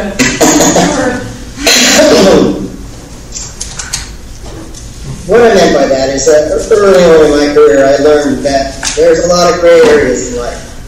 And that when somebody writes a code, whether it's a city code or the land development code, you're trying to address problems that have already arisen over the course of time. You can't always, however, predict the ones that are going to come down the line after you've enacted the code. So, if you will, a code is as much backward-looking as it is forward-looking. And so, as things come, and unique situations arise all the time, you have to look at the situation against what code you have to work with, and try to find, and in all codes, I'm pretty sure, there's a level of interpretation that can be taken. And it's usually the land development administrator who is in charge, or charged with the duty of making those determinations and interpretations. And so it's in those areas that I talk about gray and wanting to consider the spirit of the law. What, in fact, was the law trying to achieve when it was put on the books? And how you apply that in a given situation, particularly in one of these gray areas. Are you going to achieve the spirit of the law, at least, if not the actual letter of the law in certain cases? It's why we have variance processes and boards of adjustments, and why the codes have provisions in there for interpretations to be made. Because the world is not black and white, and regardless of how skillfully you craft an ordinance or a land development code, it's never gonna cover every scenario that comes up. That's just life. Great. Thank you so much. I appreciate it. Councilmember Morgan. No questions. Appreciate your time. Councilmember Dixon. Yes, Tuffy Dixon. You touched on this just a little bit, but I was curious as to why, and I've asked this of all the other members that we've interviewed today, but why is it that you're leaving Trenton, or that you left Trenton? Was that your choice, or was it basically, how did that go down? It was very much my choice. The majority of the city commission didn't want me to leave. Many of them reached out to me, begged me to stay. Several have come back since and want me to come back still. The reason I left is because I truly felt that I had accomplished all that I could under the purview of my powers as a city manager. I take the city council manager form of government quite seriously. I love the system. I think it's as perfect as anybody has come up with. But because of that, the purview of policy making is the boards and the boards alone. It isn't my place to make policy. I implement policy. And of the policies that are on the books in Trenton, I've implemented to the best of my ability what I can. And so, there's a couple of issues that are quite central to what the future of Trenton needs from a planning perspective that certain members of the board, not all of them, but the local ones, don't even want to talk about. So it's kind of a case of putting your head in the sand. And that's fine. There are communities that don't want anything to change and status quo. Unfortunately, as I see it, they're not recognizing that what they see as a quaint and stable community has actually been for decades a slowly decaying community with a lot of deferred maintenance and some ticking time bombs financially, that they're not helping the situation by ignoring that it isn't happening. And I've got one life to live and one career to have, and I'm not the type to sit idle and status quo. If I don't feel like I'm moving the community forward, making it better, not necessarily bigger, mind you, but better, then I can't function. It's just not the guy I am. There's plenty of people out there who would love a job for decades and just sit there, take the paycheck and have things as is, but it's not me. And so, out of respect for the policy as a whole, it's their prerogative and their position to determine the future. It's not mine, but I get to determine my future. So I felt at that time, and given the recent election, that I pretty much had done as much as I could under the parameters that were being set. And I'm proud of the work that I've done here. I love the city and the people. And I've been very well supported here, and I still feel very welcomed here. But I think it's probably best for me if I move on. Thank you. Councilmember Marler? Thank you, Mayor. Howard Marler, you kind of segued into my question with some of the answer you gave Mr. Dixon. Members of most city councils are from various backgrounds, which includes blue-collar, business, retired military, etc. And at times, some councils decide to micromanage. Do you feel comfortable that should happen, that you could stand up to the council if you believe that we are wrong in trying to micromanage a particular area? Yes, as I said before, I'm a strong believer in the council manager form of government. And just as I've demonstrated by my resignation in Trenton, because it's not my place to make policy or question it even, I feel adamantly about the role of the city manager. If a council tries to micromanage a council, it isn't a question of turf or a domain or things like that, and it's certainly not a question of pride for me. It's about dysfunctional. It's about that making a dysfunctional administration and staff. Those kinds of micromanagings have a huge effect on the staff at large and as a whole. And so that would be something I would speak up and caution you against. At the end of the day, though, the staff as well as me, we work for the commission, and you set policy and we'll follow that policy. Whether or not it is the best policy or whether or not you think it's the best policy, if you think it's the best policy as a group, then that's for sure what we're going to follow. As far as micromanaging me, if this is part of your question, often people want to know if an individual commissioner, say, were to come and direct me to do something, will I do it? And well, it just depends. If it's something that I would do for any citizen, well, then yes. If he comes to tell me there's a stop sign that's been hit and is laying down, I'm going to send someone out to fix that. If he comes and tells me I need to let somebody go, no, that's not happening. And what I'll tell that person is that I'll be happy to bring it up if he doesn't at the next city commission meeting, where the board as a whole can talk about it if it needs talking about, and if there's a directive that the commission would like to give to me as the manager, I'll be happy to hear it and abide by it.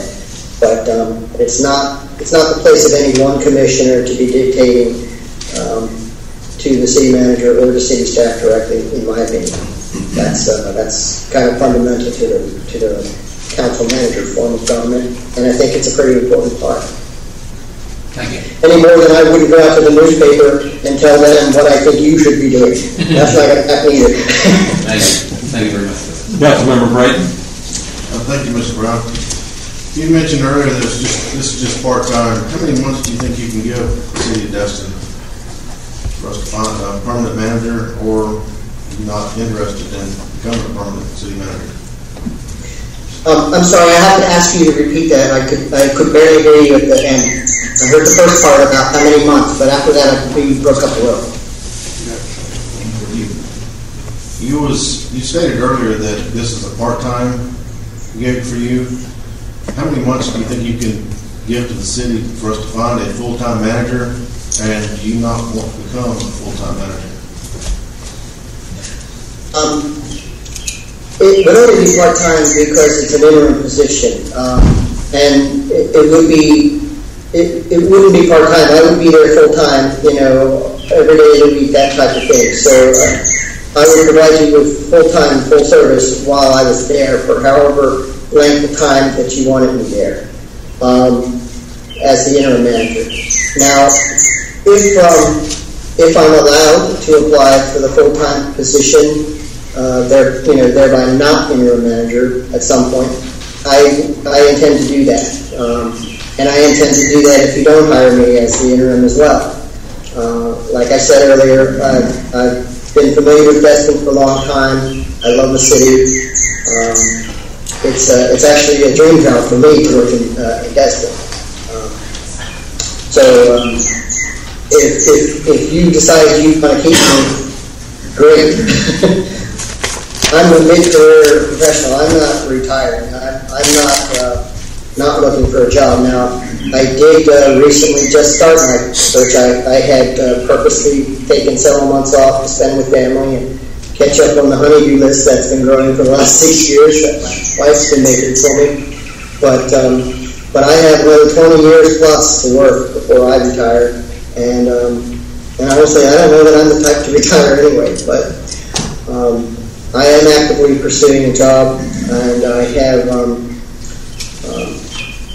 the ability to be a little selective because, as I explained a little earlier, I'm financially stable, so I don't have to accept just anything that comes along. And also, as I mentioned earlier, I'm looking for a quality community that wants to do things right, that wants to be above board, transparent, humane, that believes in diversity and inclusion for all the voices in town, even the crazy ones, and every town's gone, and that's just who I am. So if you're interested in having me as your city manager, I would be interested in being your city manager. As I told Ms. Karen when she reached out to ask me if I would be interested in serving as the interim, I said, "Are you crazy? That's one of my favorite places. Of course I would be interested. That's a no-brainer." And if you give me a shot at the interim and you decide that I'm a good fit, and I think so too, then the sky's the limit. There's the potential, because I am mid-career, there's the potential that I could be your city manager for a good long while, so long as it's a good match. But I will also, in the interest of being upfront with you, I've applied to 3 other coastal communities in Florida, and I have already been informed of semi-finalist status in all 3. So what that means is I'm working with Headhunter. So what that means is that out of 100 or 150 applications they received, they've narrowed it down to say 10 or 12, depending on the city. And in each case, I'm included in that short list. And now there are further vetting, and we'll schedule interviews and that sort of thing in the coming weeks or months. So I'm happy to serve however long you like. But if I'm offered employment elsewhere in one of these places that I am looking for permanent employment, I'm going to have to take it. Unless you decide relatively soon that you would like to keep me, in which case that could change everything. But full disclosure, that's where I'm at. So on these other positions that you've put in for, I don't want to get in a situation where you want to come in here and 2 months into it, you're offered full-time employment somewhere else. So that's could be what we're looking at. It's a possibility for sure, and I think you're likely running that scenario with any of the interims that you're looking at, unless you found somebody who truly is retired and coming out of retirement in order to run the city. If you're looking at anybody who is not looking to be full-time retired, that's the same problem. And finding a city manager can take months, and finding employment as a city manager can also take months because the processes are lengthy. And but I did want to be straightforward with you so that there were no surprises. I don't know what your contract language would have for your interim position, but that would certainly have to be outlined in that. And in the case of at least 2 out of 3 other places that are considering me for their permanent jobs, they have, I think, some flexibility in that their managers are retiring.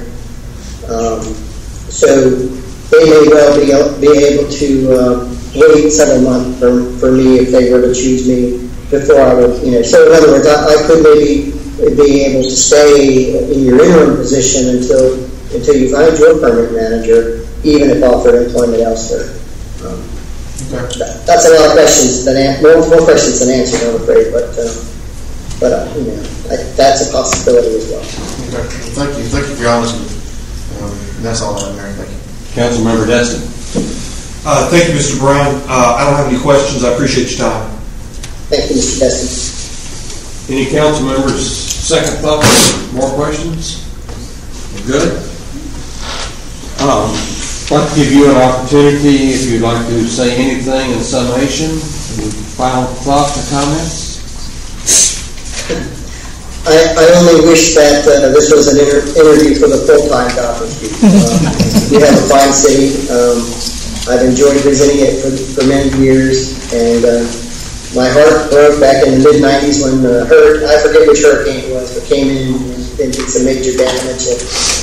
I was there just before and just after, and it broke my heart. So there's a little piece of me that lives in Destin already, and whether or not you choose to have me come help you now, I will certainly continue to come and play there and enjoy the fine city that you've already built.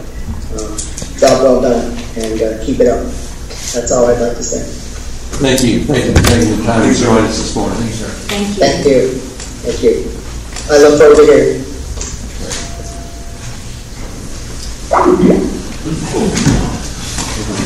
Like you were the bird sanctuary.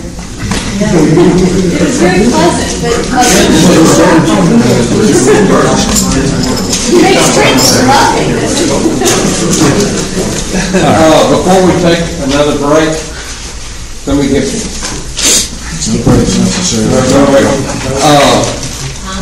We need to have a public comment section. I was going to ask for a comment. Don't we have to wait till 1 or 2?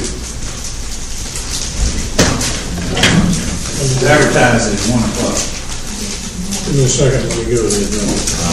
Council discussion of this. I'll have this place. Advertise it for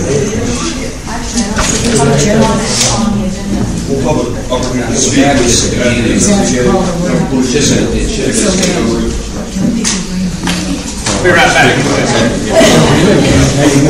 we're going to take a break and then we'll go again, and we're going to go directly into the public section. I think we have a public. What did you bring for the good of the council? Okay. Staff? Hot here. It's hot here, yes. Okay. Well, you didn't make it easy on us. Did an excellent job. That was for Interim. That was more what I expected for the finalists. I would suggest that we are correct. We have not discussed the salary. whether they're in budget or out of budget. So as y'all deliberate, I would suggest maybe that we pick more than one candidate in order, one or two candidates, because when we get down to the negotiating part, we may have to go to a second choice. If that so pleases council. I'm not sure exactly how we should dig into this. Should we go right down the table and offer comments and preferences, or? Karen, do we need to tell, y'all already totaled everything? Well, I don't have everyone's sheet, so I can't tally, but I was going to leave that up to you guys if you guys just wanted to discuss and then make a motion and then... I'm sorry. I've got mine too. Because you guys probably need to look at those for your discussions, I'm assuming, so... Okay. Right. Yeah, I can't find it. That's everybody's feeling. That's not a lot. I don't think I get a vote in this anyway. I'm going to get another drink and let you all go too. Okay, I'm going to, unless someone stops me or has a better suggestion, I think we'll start down at the end of the table with Councilmember Morton. See if you want to offer any comments or start the discussion. Yeah, the mayor, three that really stuck out to me was Mr. Blackburn, Mr. Brown, and Ms. Lejeune. And obviously there's pros and cons to all of them. Mr. Blackburn has a lot of experience. He's got experience in Stewart, I forget which county that is. So he does have coastal experience with issues we face. Ms. Lejeune, she certainly, she did really well in her interview. I liked a lot of her answers. Even though she is lacking a little bit of experience. She does have the education, but her never being a full-time city manager. She's always been an assistant, and that's okay too. And then I really like Mr. Brown. I think he's really intelligent. But again, some of his challenges are going to be the entire population of this county. Was the size of just slightly larger than Destin's population. So he's never dealt with the city of our size and certainly of our problems. Doesn't come from a tourist background. So there will be challenges, but I think fundamentally, I think he will be a really good city manager. He seems very ethical, and I think he's probably capable of the job. Again, my only hesitations on Mr. Brown would be the size of the municipalities that he's working with. Councilmember Denson. They all had their positives, some of the negatives. I think one of the major criteria I utilized to try to narrow down my list was the experience and also their experience with communities that are as close as they can be to ours. And in that regard, Mr. Blackburn didn't make the list because he had been with Stewart. Ms. Lejeune ends up topping out my list because I've been to Boynton many times. They share a lot of the same issues that we've always had with stormwater, water quality, trying to find that balance between quality of life and maintaining a vibrant economic base. And then they have a past that tends to silt up. She's probably experienced a decent amount of the things that we've had to deal with. And so my thought process was that I liked her a lot. The only thing she doesn't have, in my opinion, going for was the fact that she had not worked as a city manager, but always as an assistant. But at the same time, I understand that the assistant manager is far more implementation And I don't really give her too much of a ding for the fact that she's not having to field the questions directly from the public in the way that the city manager does, where it ends up being a little bit more of the politics than the actual administration. I mean, she probably had plenty of experience in both, so I don't think her too bad. And I like Mr. Brown an awful lot as well. I found him to be a very ethical person, very smart man. My only reservations are the size of the communities he's represented in the past, and so with that quality of ours. So I'm still sticking on first one as Ms. Lujan. Mr. Walker. Thank you, Mayor. I'm kind of on the same plane as the other two guys down here. Mr. Blackburn, Mr. Brown, and Ms. Lejeune seem to be perfect fits. They've done some of their homework, and I was actually very impressed with Mr. Brown with his candor about should one of the other cities that he's applied to comes forward first. So I kind of like that. It sounds like they did their homework a little bit. At least Mr. Brown and Ms. Lejeune did. Mr. Blackburn touched on it a little bit. Again, Mr. Blackburn does have a lot of experience in that area. Ms. Lejeune, I will agree that without the full city manager's position, but as an assistant city manager, a lot of that, when we used to have that position here, a lot of the implementations did fall upon the assistant city manager. So those are my three in no particular order. It's a very good summary. I'm going to ask the other council members to follow the same pattern. Let's just go with your top three and go with that. It looks like we're kind of focusing on a pretty focused group, so that may save us some time. Mr. Foley. This is embarrassing. I agree with all that.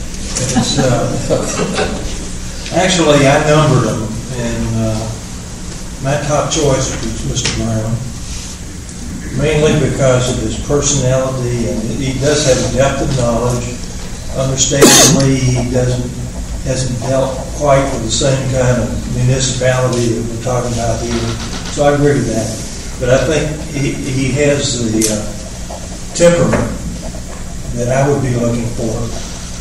And, and on a long-term basis, I mean, I said earlier at one time is that don't overlook the fact that one of these guys may fit the mold. And if there's any urgency involved here, this is maybe what we want to do. And the second one was Ms. Lejeune. She came across as very knowledgeable. I know she's been an assistant manager, but we've had assistant managers move into the manager's job right here, and they turned out great.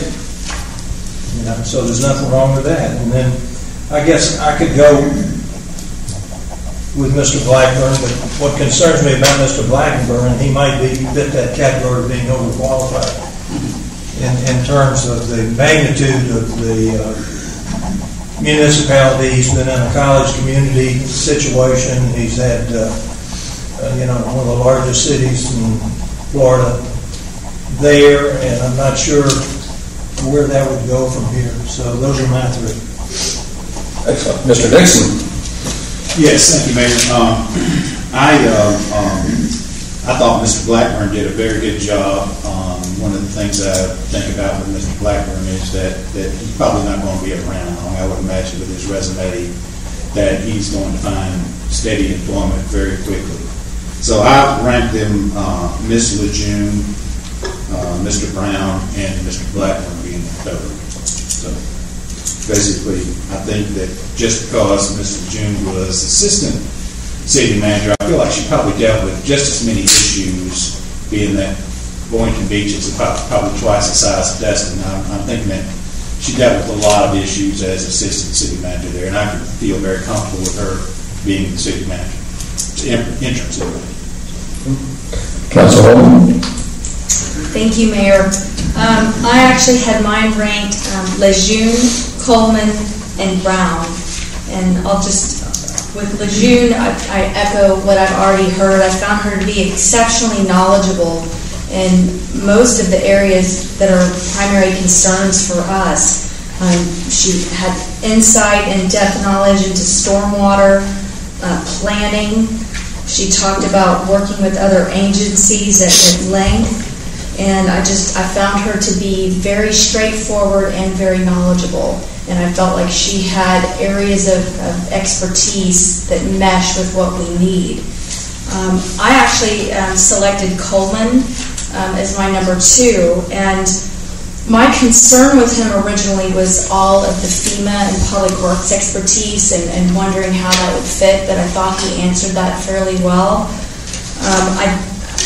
Obviously, I don't think he was perhaps as charismatic as some of the others, but I believe he made up for that by being very knowledgeable, and I liked how he took the time to really think before he answered. To me, that gave the impression of being very thorough and very straightforward and careful with his words. I liked that. So he was my number 2, and number 3, I also liked Brown. One of my concerns with him, as we've already heard, is making that transition from a very small town to a small city with a massive tourist population. I think that is something that obviously has to be considered, because that's a very unique situation that, as we know, affects us significantly. So those were my 3. Councilmember Foreman. Oh, excuse me, Brady. Look right at him. I'll do that again.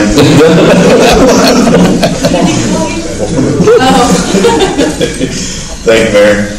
I really only chose 2, and it was kind of tough. I chose Mr. Brown and Ms. Lejeune. I like Mr. Brown, but I'm just afraid that he would be another Marion Newsdick. I think he'd give 120%, but I just think you need a lie here.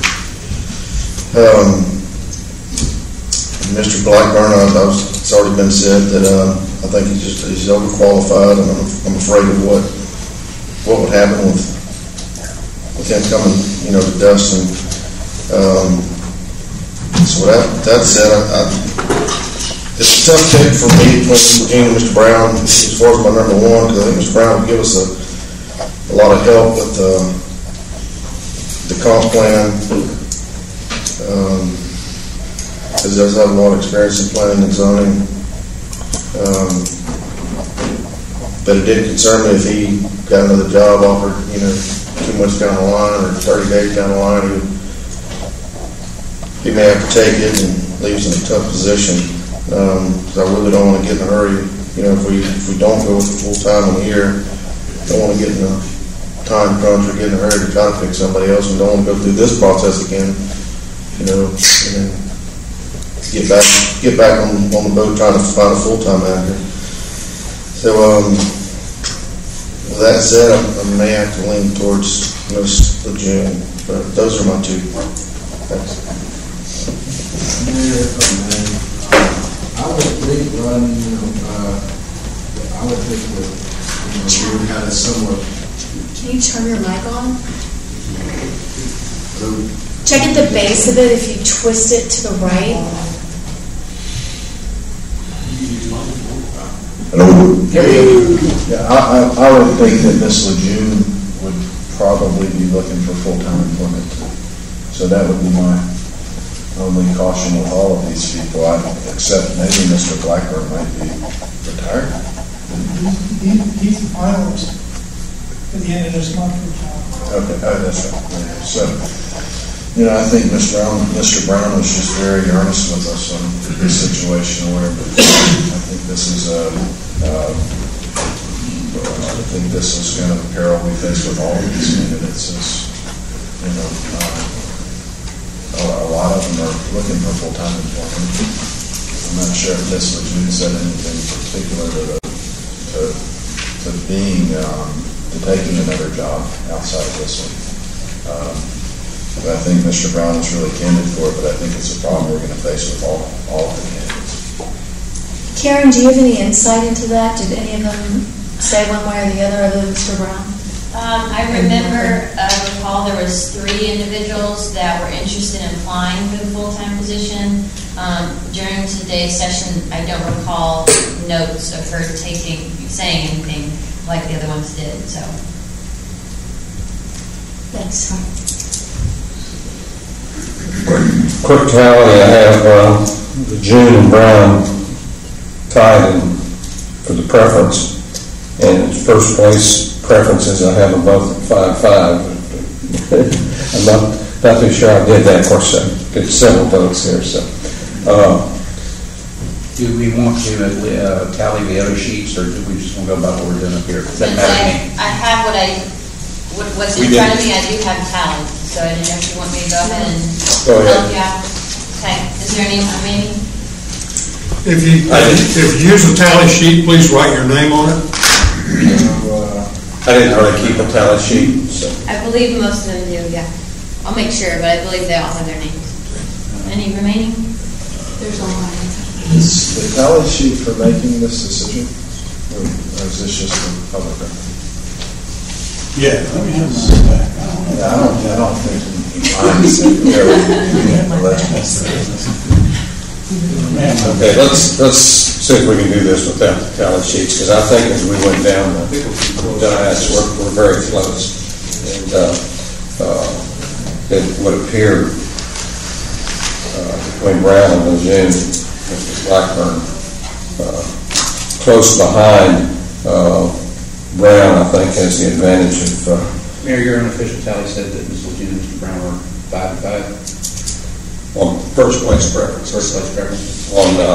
On just being included in everybody's top 3, they were also tied at 8-8. Can I offer at least just my last little thought process? If Ms. Lejeune is, I think one of our major concerns with Ms. Lejeune, I think it's the primary concern, is that she's an assistant manager, and we'd be placing her in as a city manager without any track record of it. This is an interim position. Should it not work out, of course, Mr. Brown will be available. He said he was going to apply for the permanent position, so if we needed to make a switch, we would, in theory, have that available to us. Can I offer a motion, Mayor? Yes. I'd like to make a motion that we offer the interim city manager position to Ms. Lejeune and a backup of Mr. Brown. Second. We have a motion and a second to offer the primary position to Ms. Lejeune and secondary to Mr. Brown. Discussion? I got one there. Yeah.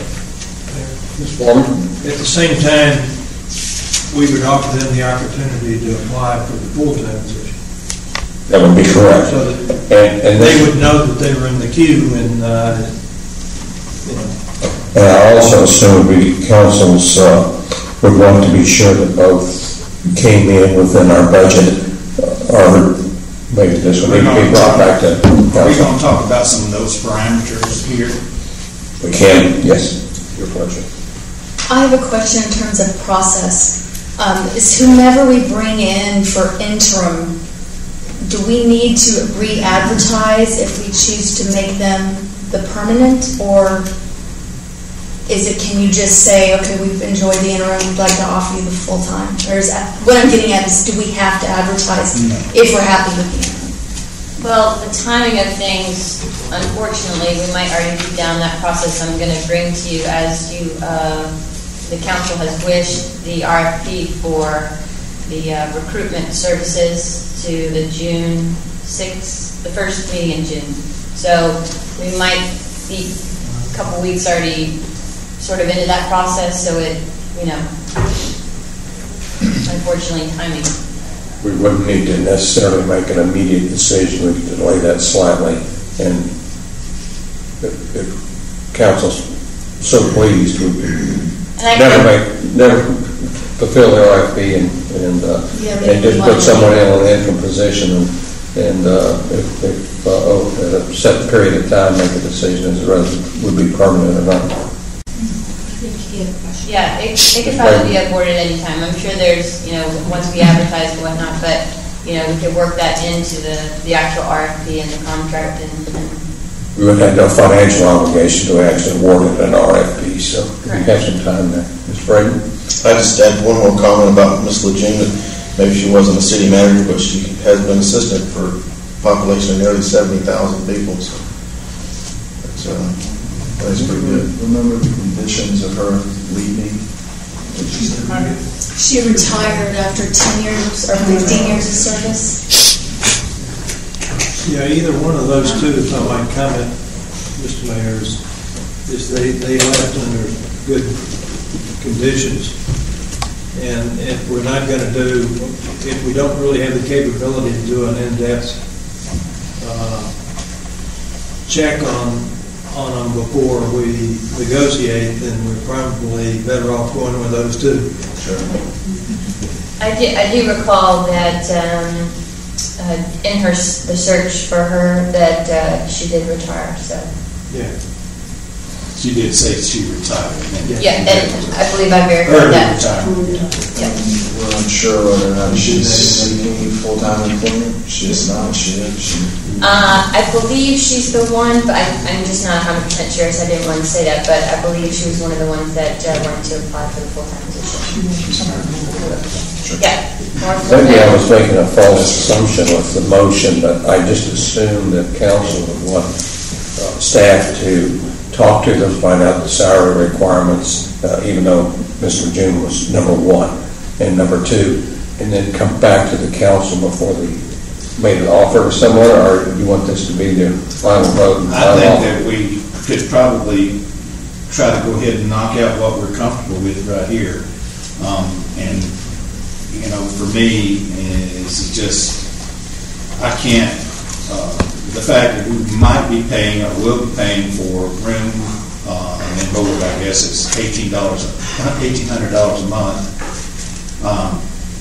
I wouldn't feel comfortable with more than $9,000 or $10,000 a month in pay, but to offer no benefits. So, you know, if we paid them $10,000 a month, that'd be a $120,000 a year salary, but no benefits. And so I don't know. That's just a number to throw out there: 9,000 to 10,000. Further discussion. I believe, did you make the motion, Mr. Dixon? I did not. I just wanted to throw it out for discussion. Would you like to ask that be part of the motion? I'll just go ahead and make a motion that we don't exceed $10,000 a year in salary. I think we need to $10,000 a month. I think we need to vote on the first motion first, Okay, sorry. And then either that or amend the first motion. That's fine. Okay. He was asking me for it. So we'll come back. We'll come back to that. Are you ready to vote? Yes. Ready? You read what you're still in discussion. Okay. As I recall the motion, the council moved to prepare an offer with two candidates for June 1st, Brown 2nd, for interim city manager. Correct? Does this still work? No. Shaking your head, no, you got a problem with that? I'm sorry, what? Mr. Casella. Just procedurally, I mean, you're ranking the candidates, and then you would be, I would think you'd want to authorize the mayor to negotiate a contract with number one under the parameters versus. That's right. Procedurally, I think you're getting a little ahead of yourself. Yeah, we would want to do it just with the first one. If the first one falls through, then you proceed to go approach Mr. Brown. Yeah. Clerk, put that into a single motion. Should we put that into one motion? That we offer the position to Ms. Authorize the mayor to negotiate with, I think, authorize the mayor to negotiate with Ms. Lejeune. Mrs. Lejeune, under the parameters of a maximum of $10,000 a month, no benefits, plus housing. Plus housing. In the case that does not work out, you're also authorizing the mayor to negotiate a contract with Mr. Brown. I don't know if the wrong contract, of course, with Mr. Brown under the same conditions. I'll make that motion. Mr. Dixon modifies his motion. Who seconded? I did. Is that okay for you? Yes. Okay. We have a motion. We have a second. Yes will be to offer the position, the interim temporary position, to Ms. Lejeune. We're going to have to do this with a show of hands, be probably most efficient. All those in favor, raise your right hand. Discussion.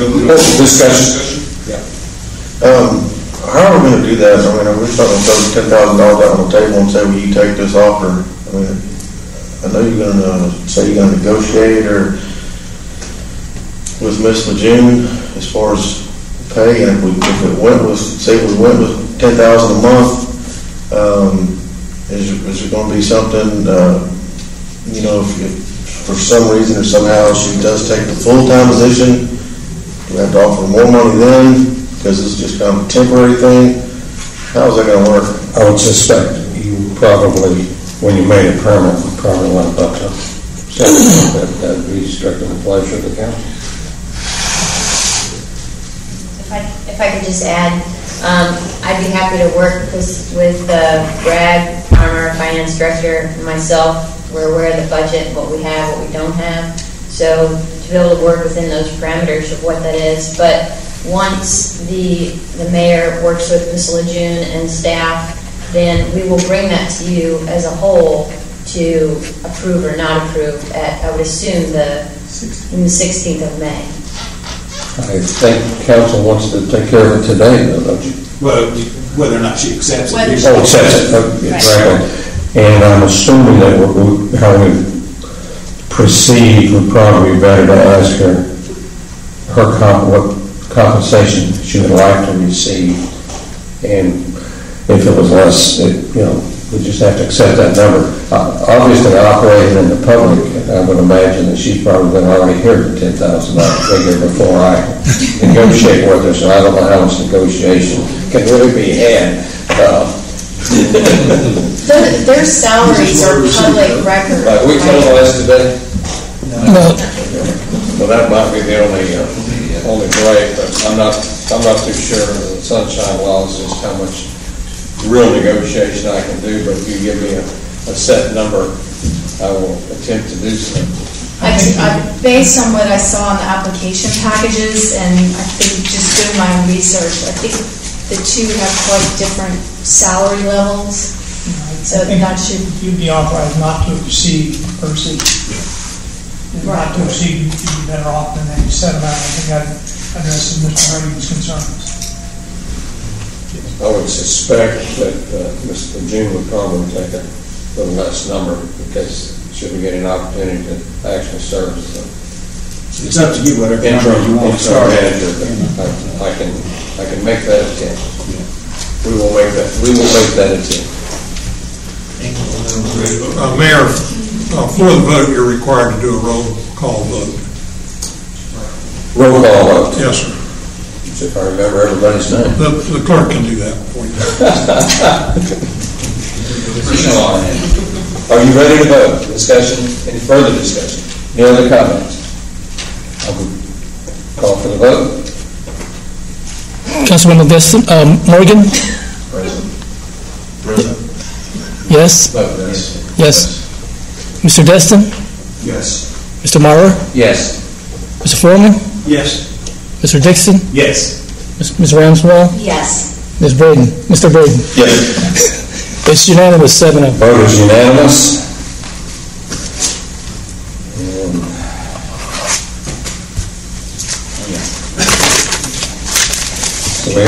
So we have the authority for contract negotiations. Karen, any further questions you might have before we go into this that you think might arise? I don't have the agenda in front of me. Did we grab everything that was on the agenda?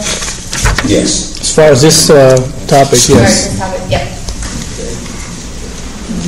On the timing standpoint, if the mayor brings you back a contract on the 16th, which is next Monday, which is your regular meeting? Yes, it should be on the next Monday's agenda, and hopefully we will have it done. Both the number 1 and number 2 candidates said they could meet here. Sound like the next 16th. So, I would think with either of these candidates, a 2-week transition period. We're probably talking the 27th, Friday the 27th or June 3rd at the latest to be transition out. So this time-wise, unless y'all feel you need or they need more time, but I would still be available to them. Is that something we should discuss now, rather so that the day we vote yes, then there's already a date in mind? I think, in fairness to the candidate, if you leave it fluid, if they need 3 weeks of transition versus 2 weeks of transition, or maybe they need longer, let them decide that based on when they think that they've got up to speed. It will be awkward for having 2 people here, trying to do the same job. But there will be a point, either of these candidates within 2 weeks, maybe 3 weeks, but either by Friday the 27th or June 3rd, I think I'd be in the transition bulkhead, in and out, and then the meets slide out. So. Further discussion?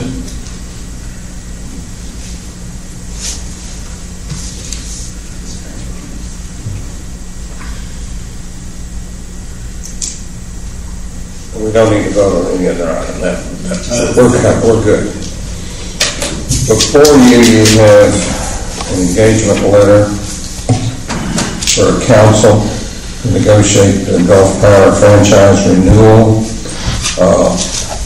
This expires on what date? This contract expires May 19th. If you approve this, there is an option to purchase the Gulf Power systems from Gulf Power. That would, my understanding, would have to be exercised prior to the 19th. So that is something that one of y'all are interested in pursuing. We would need to schedule that for the May 16th. And if you hire Gardner Bush, they would be available on the 16th to address you on this matter. But there is an option in the existing franchise to purchase their service area from Gulf Power, and they would be available. That goes away on May 19th. So this item is strictly to engage them to assist us in the franchise renewal. So that's what we're requesting on this item. And we've given you their engagement letter, and we've also given you their resume electronically. Can you elaborate on what we're purchasing if we purchase again? You'd basically be purchasing their system, the Gulf Power system, all the everything they own here in the city that's necessary to serve our customers. Good idea. Mayor, would you open the matter for public input? Yes. Do we have public input? I have a little input.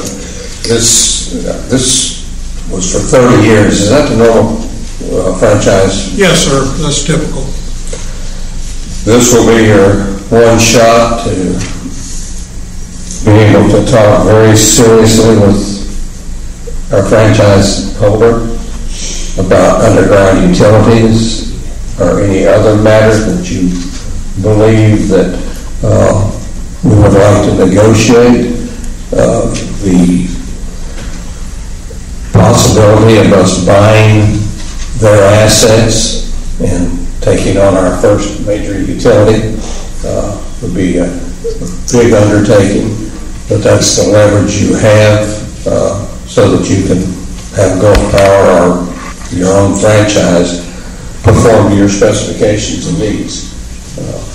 I think there's probably going to be some general public input in this as we started down the road, other than sending a psychiatrist to talk to us about taking on the utility. I have a question, Mr. Miller. Okay, go ahead. Would not, Mr. Miller, would not the function of having an attorney involved in negotiations to determine the length of the franchise? Well, that can be an element. So it doesn't necessarily They're typically long-term. Yeah. It doesn't necessarily have to be all or none, but that is the big hammer. If you really want to talk about big change, you might have to be prepared to do it. And take it on yourself if the underground utilities or something of that magnitude has enough importance. And frankly, I've never investigated the cities that have done this. I think we're going to need some time and some expertise to understand the full ramifications of it and the true benefits that might incur if we did want to consider taking over the franchise. I'd like to ask Mr. Destin a question, if that would be all right. Mr. Destin here, it's got other attorneys, $180 to $325 an hour. Are you another attorney?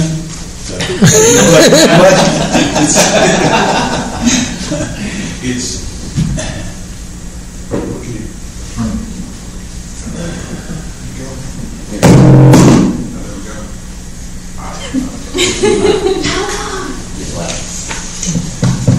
my understanding that one's I think dead. My understanding of their attorneys, that's going to be their associate attorneys that are going to end up working, guys that are just, there's the partners, and they'll be the ones that interface with us, but the actual nitty-gritty, drafting the documents, making the phone calls, things like that, that'll be the associate attorneys. That's not an unusual number. And, it can vary. In this regard, I wasn't here when this was sort of authorized to grant special counsel. I know that our in-house counsel, Jerry, you handle some of the other franchises. Is there a specific reason why this one's not? No, I wrote all the initials. We've got 30 years of change in law in that period of time. Right.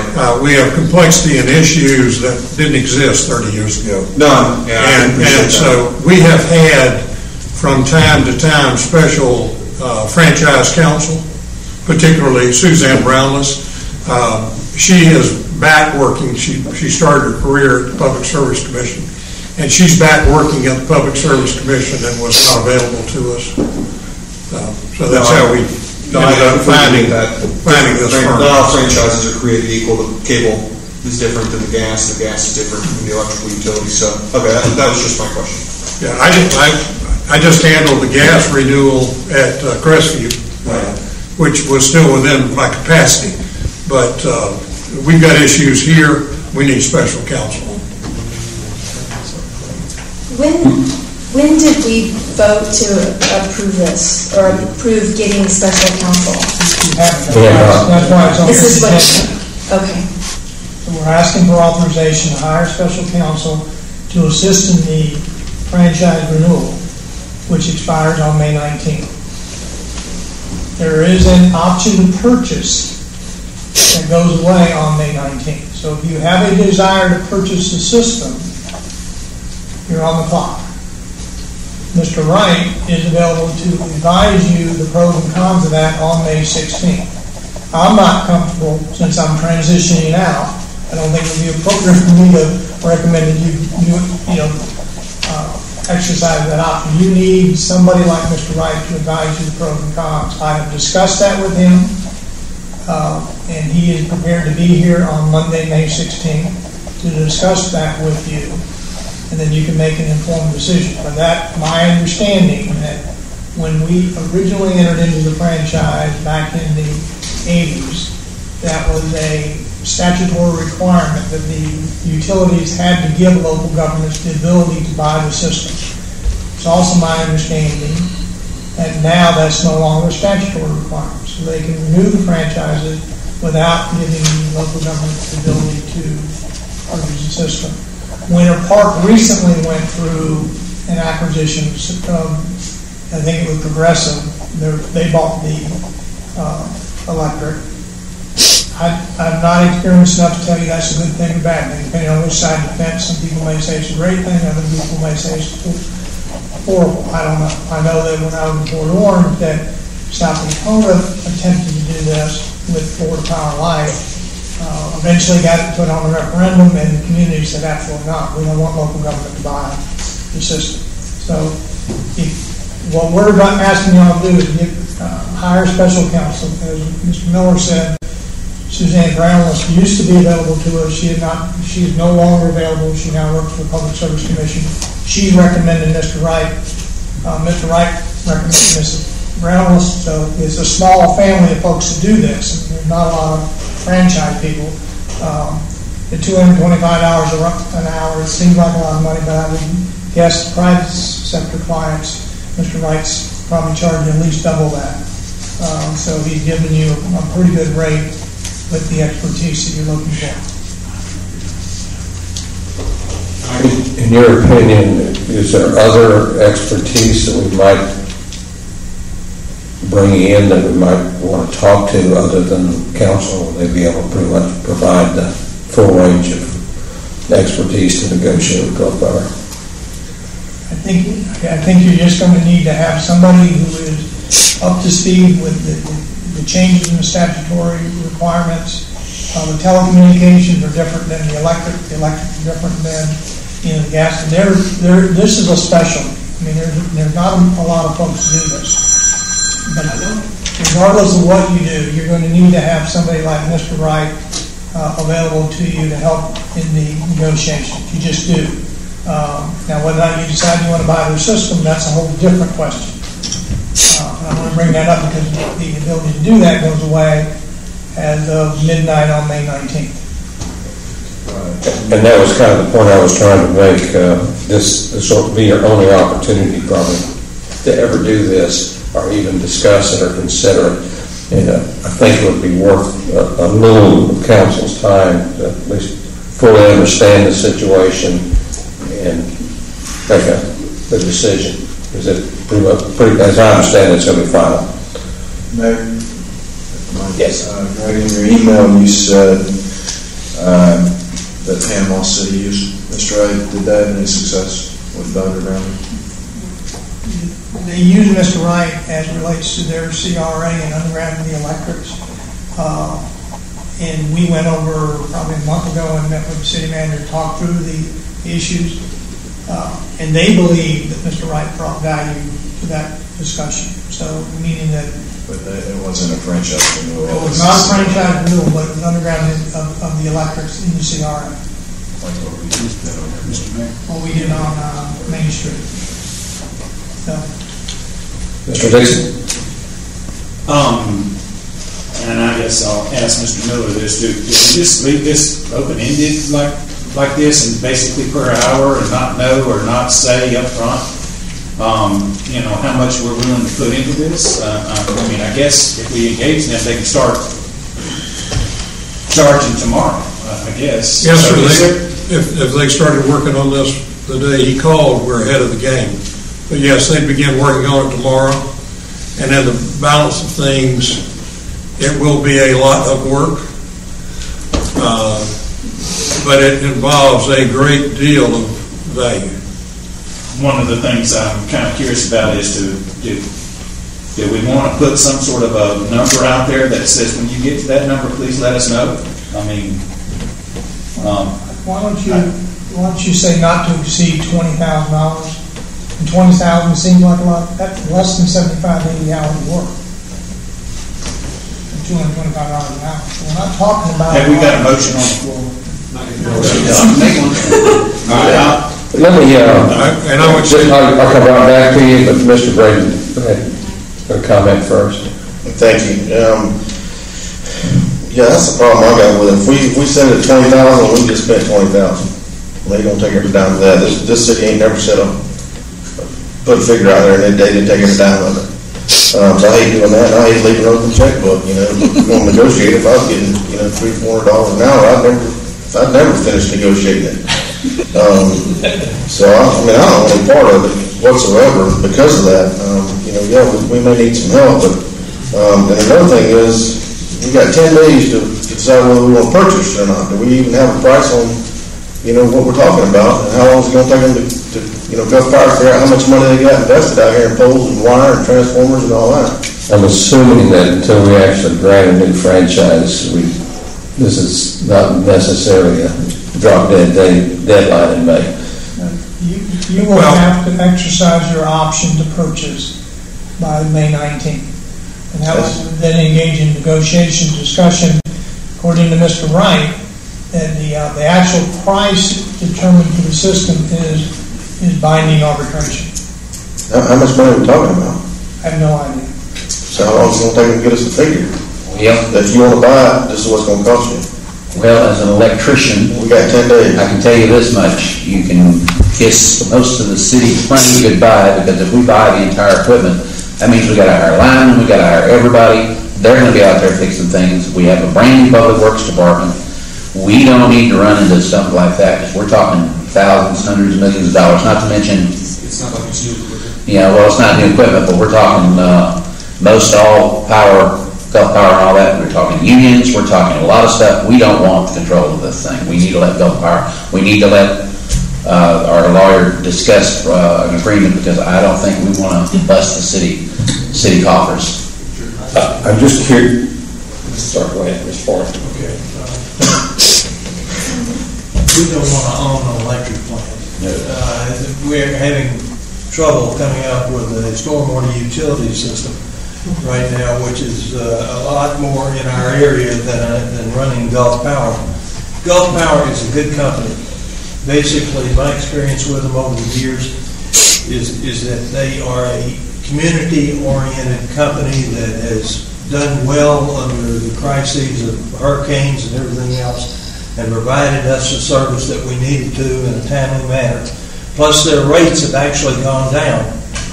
Now, the thing that I'm saying here is that one of our interests in this franchise renewal is there are a few things we want out here that we may not have a chance to get anyway, but this is our leverage to do it. If we have a half-decent franchise attorney and tell him that we're interested in get their fingers stuck to underground utilities, and we want some system for doing that as part of the negotiation, then that may be all we get out of it. But other than that, I see no. One of the strengths of the city, in my estimation, has been the fact that we have a Destin water users, we have a fire district, we have a school system, and basically our function is planning and security, and those kinds of things. So. Can I ask a question real quick? Mr. Farmer?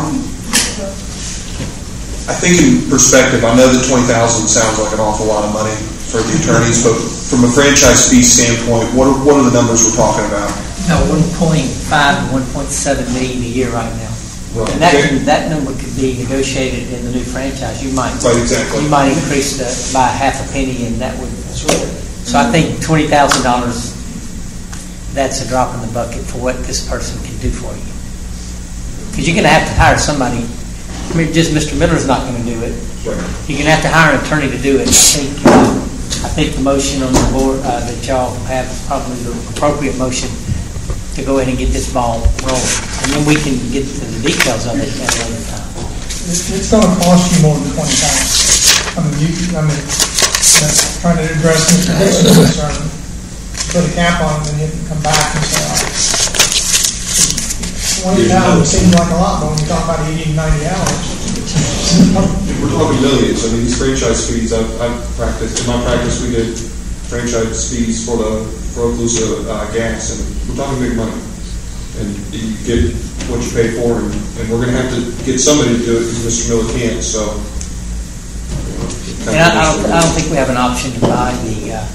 We may have an option to buy the franchise or buy the utility, but you're probably looking at $50 to $100 million, and we would have to have already started to arrange the financing for that. It may be an option to do, but just take that into account. We're talking a lot more money than we currently have. It's an option and possibly a negotiating tool, but and again, I don't even begin to understand this, but I'm assuming if it's an asset and you take it, it can be resold. We don't have to necessarily keep it and run it, but I'm just throwing that out, someone correct me if I'm wrong. When you have an asset of this value, would not necessarily have to operate. Imagine there's other utility companies around the state and country that would love to get to come in and take a shot at it, or at least give you an offer. You could sell it just a chuckle. Now, whether that would be better or not, I can't begin to say. I do think we need the best expertise we can get to sit down and look at this and give us our options. I would strongly recommend you let Mr. But I'm not doing a service. Let Mr. Wright come here on the 16th and give you the pro and con. From a strictly negotiation standpoint, leverage standpoint, exercising that option on the 16th gives you the best leverage with Gulf Power. But there is some real challenges with that. Mr. Farmer may be correct, it may be 50 to 100 million, it may be 100 to 200 million. I mean, we don't know. When you're dealing with binding arbitration, that's pretty scary. And you can sit here and project what you think the rates are going to be, but until you know what that final purchase price is, it's very difficult to determine.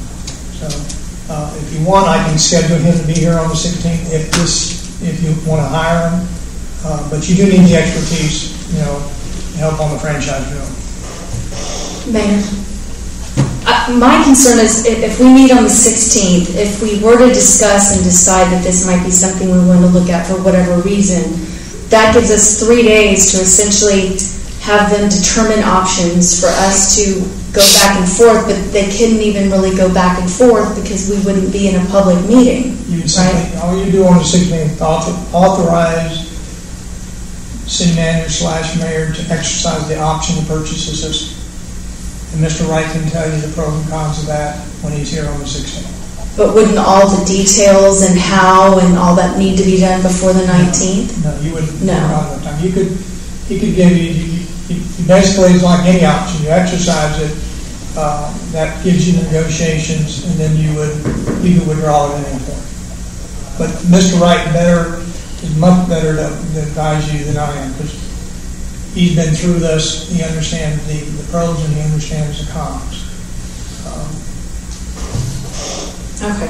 It's just concerning. Obviously, there's a lot to discuss, and there's so many different directions we could go, and people who could weigh in and give different options. And that it bothers me that we're doing this on a Monday when that only leaves us 3 days to go forward with an option to buy if that's how we so choose. Especially knowing that we've known about this for 30 years, so we knew it was coming for it. But okay.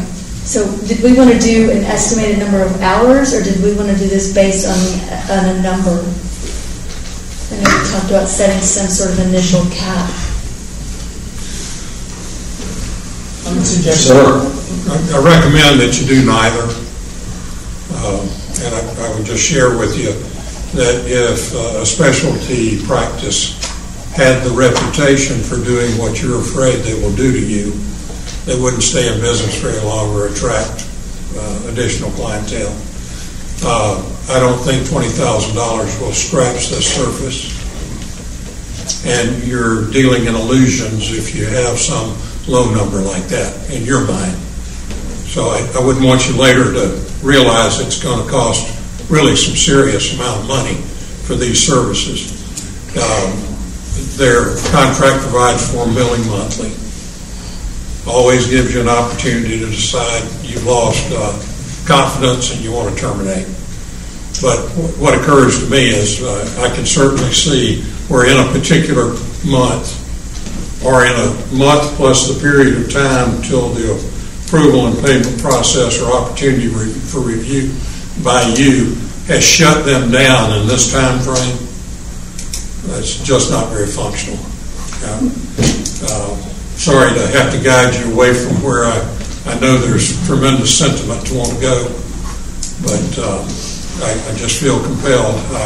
I think I'd be standing before you later when we had an intervention that was critical to us, and you'd say, "Why didn't you warn us, Mr. Miller?"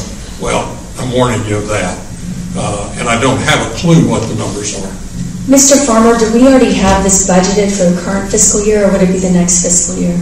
It would. You'd have to make a budget amendment for this year, so I would recommend that whatever motion you make, we'll just make a budget amendment at the end of the fiscal year when we do our budget capsule, because we really don't know how much it's going to be. So we'll fix it all at the end of the year. All right, thanks. Mr. Dixon? How did we get to this point where we're at right now, where we've got to make a decision on this by 10 days from now? I mean, how could we be in this position? The attorney, I never envisioned us actually exercising an option to purchase a system. I guess it was contained in the franchise. I knew we were going to have to negotiate a renewal. When I discussed it with him on late last week, he said, "You really need to exercise that option." So that's where all of a sudden, because I never believed that we would be in a situation we would be exercise an option to purchase the Go Power system. Shouldn't we have been basically negotiating this 2 months ago, 3 months ago, whatever? We've had very preliminary discussions with Go Power as relates to the renewal and the need to renew, but not the issue of an option, exercising the option to purchase. Okay, my next question is, and I know that we don't want to purchase a electrical system, but would that be a tool for negotiation? Yes. Yes. So basically, we just let them throw that out there if they wanted to, and say that we'd like to possibly purchase it. The attorney firm that we're going to hire is basically to negotiate with the power company whatever incentives that we can get. Would it be that we would possibly use the possible purchase of this system as a negotiating tool? That's my question. This council's already took that off the table. I think It that's hasn't been voted on. Well, I'm not wanting to do it. I'm just saying, is that a negotiating tool? Yes. Absolutely. I believe we're going to use it as leverage, and I think that's what the law firm is going to be talking about Monday night. So my question is that if we hire them today, are they going to notify them the 16th or the 19th or whatever it is that we might want to purchase that? No. Okay. If you hire them today, they will be here on May 16th at your next meeting, give you the pros and cons of exercising the option to purchase, and then you make the decision whether or not you want to exercise. Okay, thank you. Got it. Yeah, I just want to say, I just think it's poor judgment for this council to, make a statement in public that, they have no intention whatsoever of purchasing this utilities, because that's our biggest leverage of negotiating this. I haven't made any statements regarding that, and I agree that it's poor timing, but that's all in hindsight. I think we may not have a consensus on buying the utilities, but we do have a consensus on undergrounding our utilities. And I think the point of this is to leverage the price of that down. I think council needs to be prepared. You don't just go out and call them bluff. Tell them up front you're going to bluff. You're going to have to be prepared to follow through. And whether that's bringing someone else or taking over the utility, you're going to have to go into this with the attitude that we're going to negotiate good faith, and we're willing to do what we need to do. So if I'm getting this right, I'm trying to move this along. If we we're going to authorize today this offer potentially, and we're going to have our options laid out to us at the next meeting. I move to go ahead and consider special counsel for Gulf Power franchise renewal of Gardner, Biss, Bowden, Bush, D, Lavia, and Wright. Second. We have a motion. We have a second. Discussion. Public. Council, any further discussion? We're going to have a roll call vote. Mr. Clark? Okay. Mr. Morgan, how do you vote, sir? Yes. Mr. Destin? Yes. Mr. Mara? Yes. Mr. Foreman? Mr. Dixon? Yes. Ms. Ranswell? Yes. Mr. Braden? No. 6-1. Mr. Braden, descended. Mr. I don't Mayor, can the public talk when you finish? Public sector. You have 1 minute. That's good. Seeing how the public's ready to talk, I just want to say one thing. Out of respect to this council and this city, what you all just went through this contract, I want to say for the record, nothing will be said by me, leaked by me. This city deserves the opportunity to get to those folks. I just want to assure you, if it gets leaked, it's by somebody else in this room, not by me. I just want to make sure you realize that, okay? It's too important what you've done here. Yes, I know it's public record, but I value and respect what you all do, and it would not be fair but certainly for me. So if it gets leaked, it's not from Steve Mentor, number one. Number two, in regards to this Gulf Power thing, regardless what it is, 3 days, you can't negotiate anything in 3 days. If it took them 2 years to find out where the light poles are, how long do you think it's going to take them to figure out how much money you have to pay to buy the company? So it's insane, to be able to negotiate for 3 days. I respect that you're doing it, but you're going to get this Monday night, and what are you going to be able to do with them? You're going to have to work nonstop. But at any rate, I just want to let you know, nothing's going to be leaked on me. I suspect this will be a long and expensive process. This will not be solved anytime soon. And I'll try not to make all of you warm termers when the public finds out about it. Any further comment, council? I'm going to adjourn the meeting. Adjourn. Thank you for all your time and hard work today. Good job.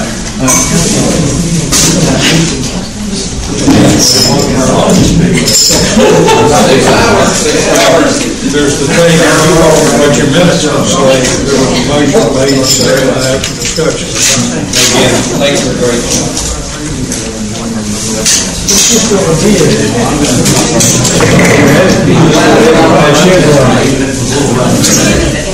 We know where that'll come from. We've read the newspaper.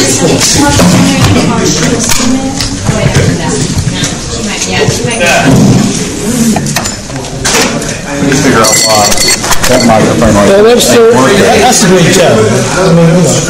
Regardless of all, We need to figure out. there's nothing wrong with it. That's not the mayor. He has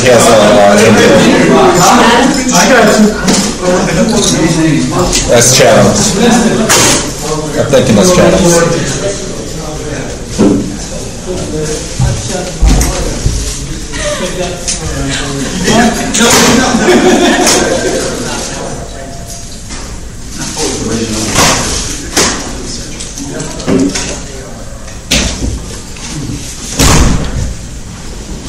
I heard a DUI lawyer is hired a lawyer. What's the deal with this mic, man? Oh, I'm leaving this with you. Well, we haven't needed it.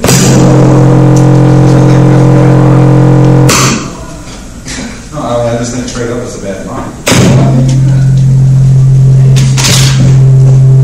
How do I get this out of here?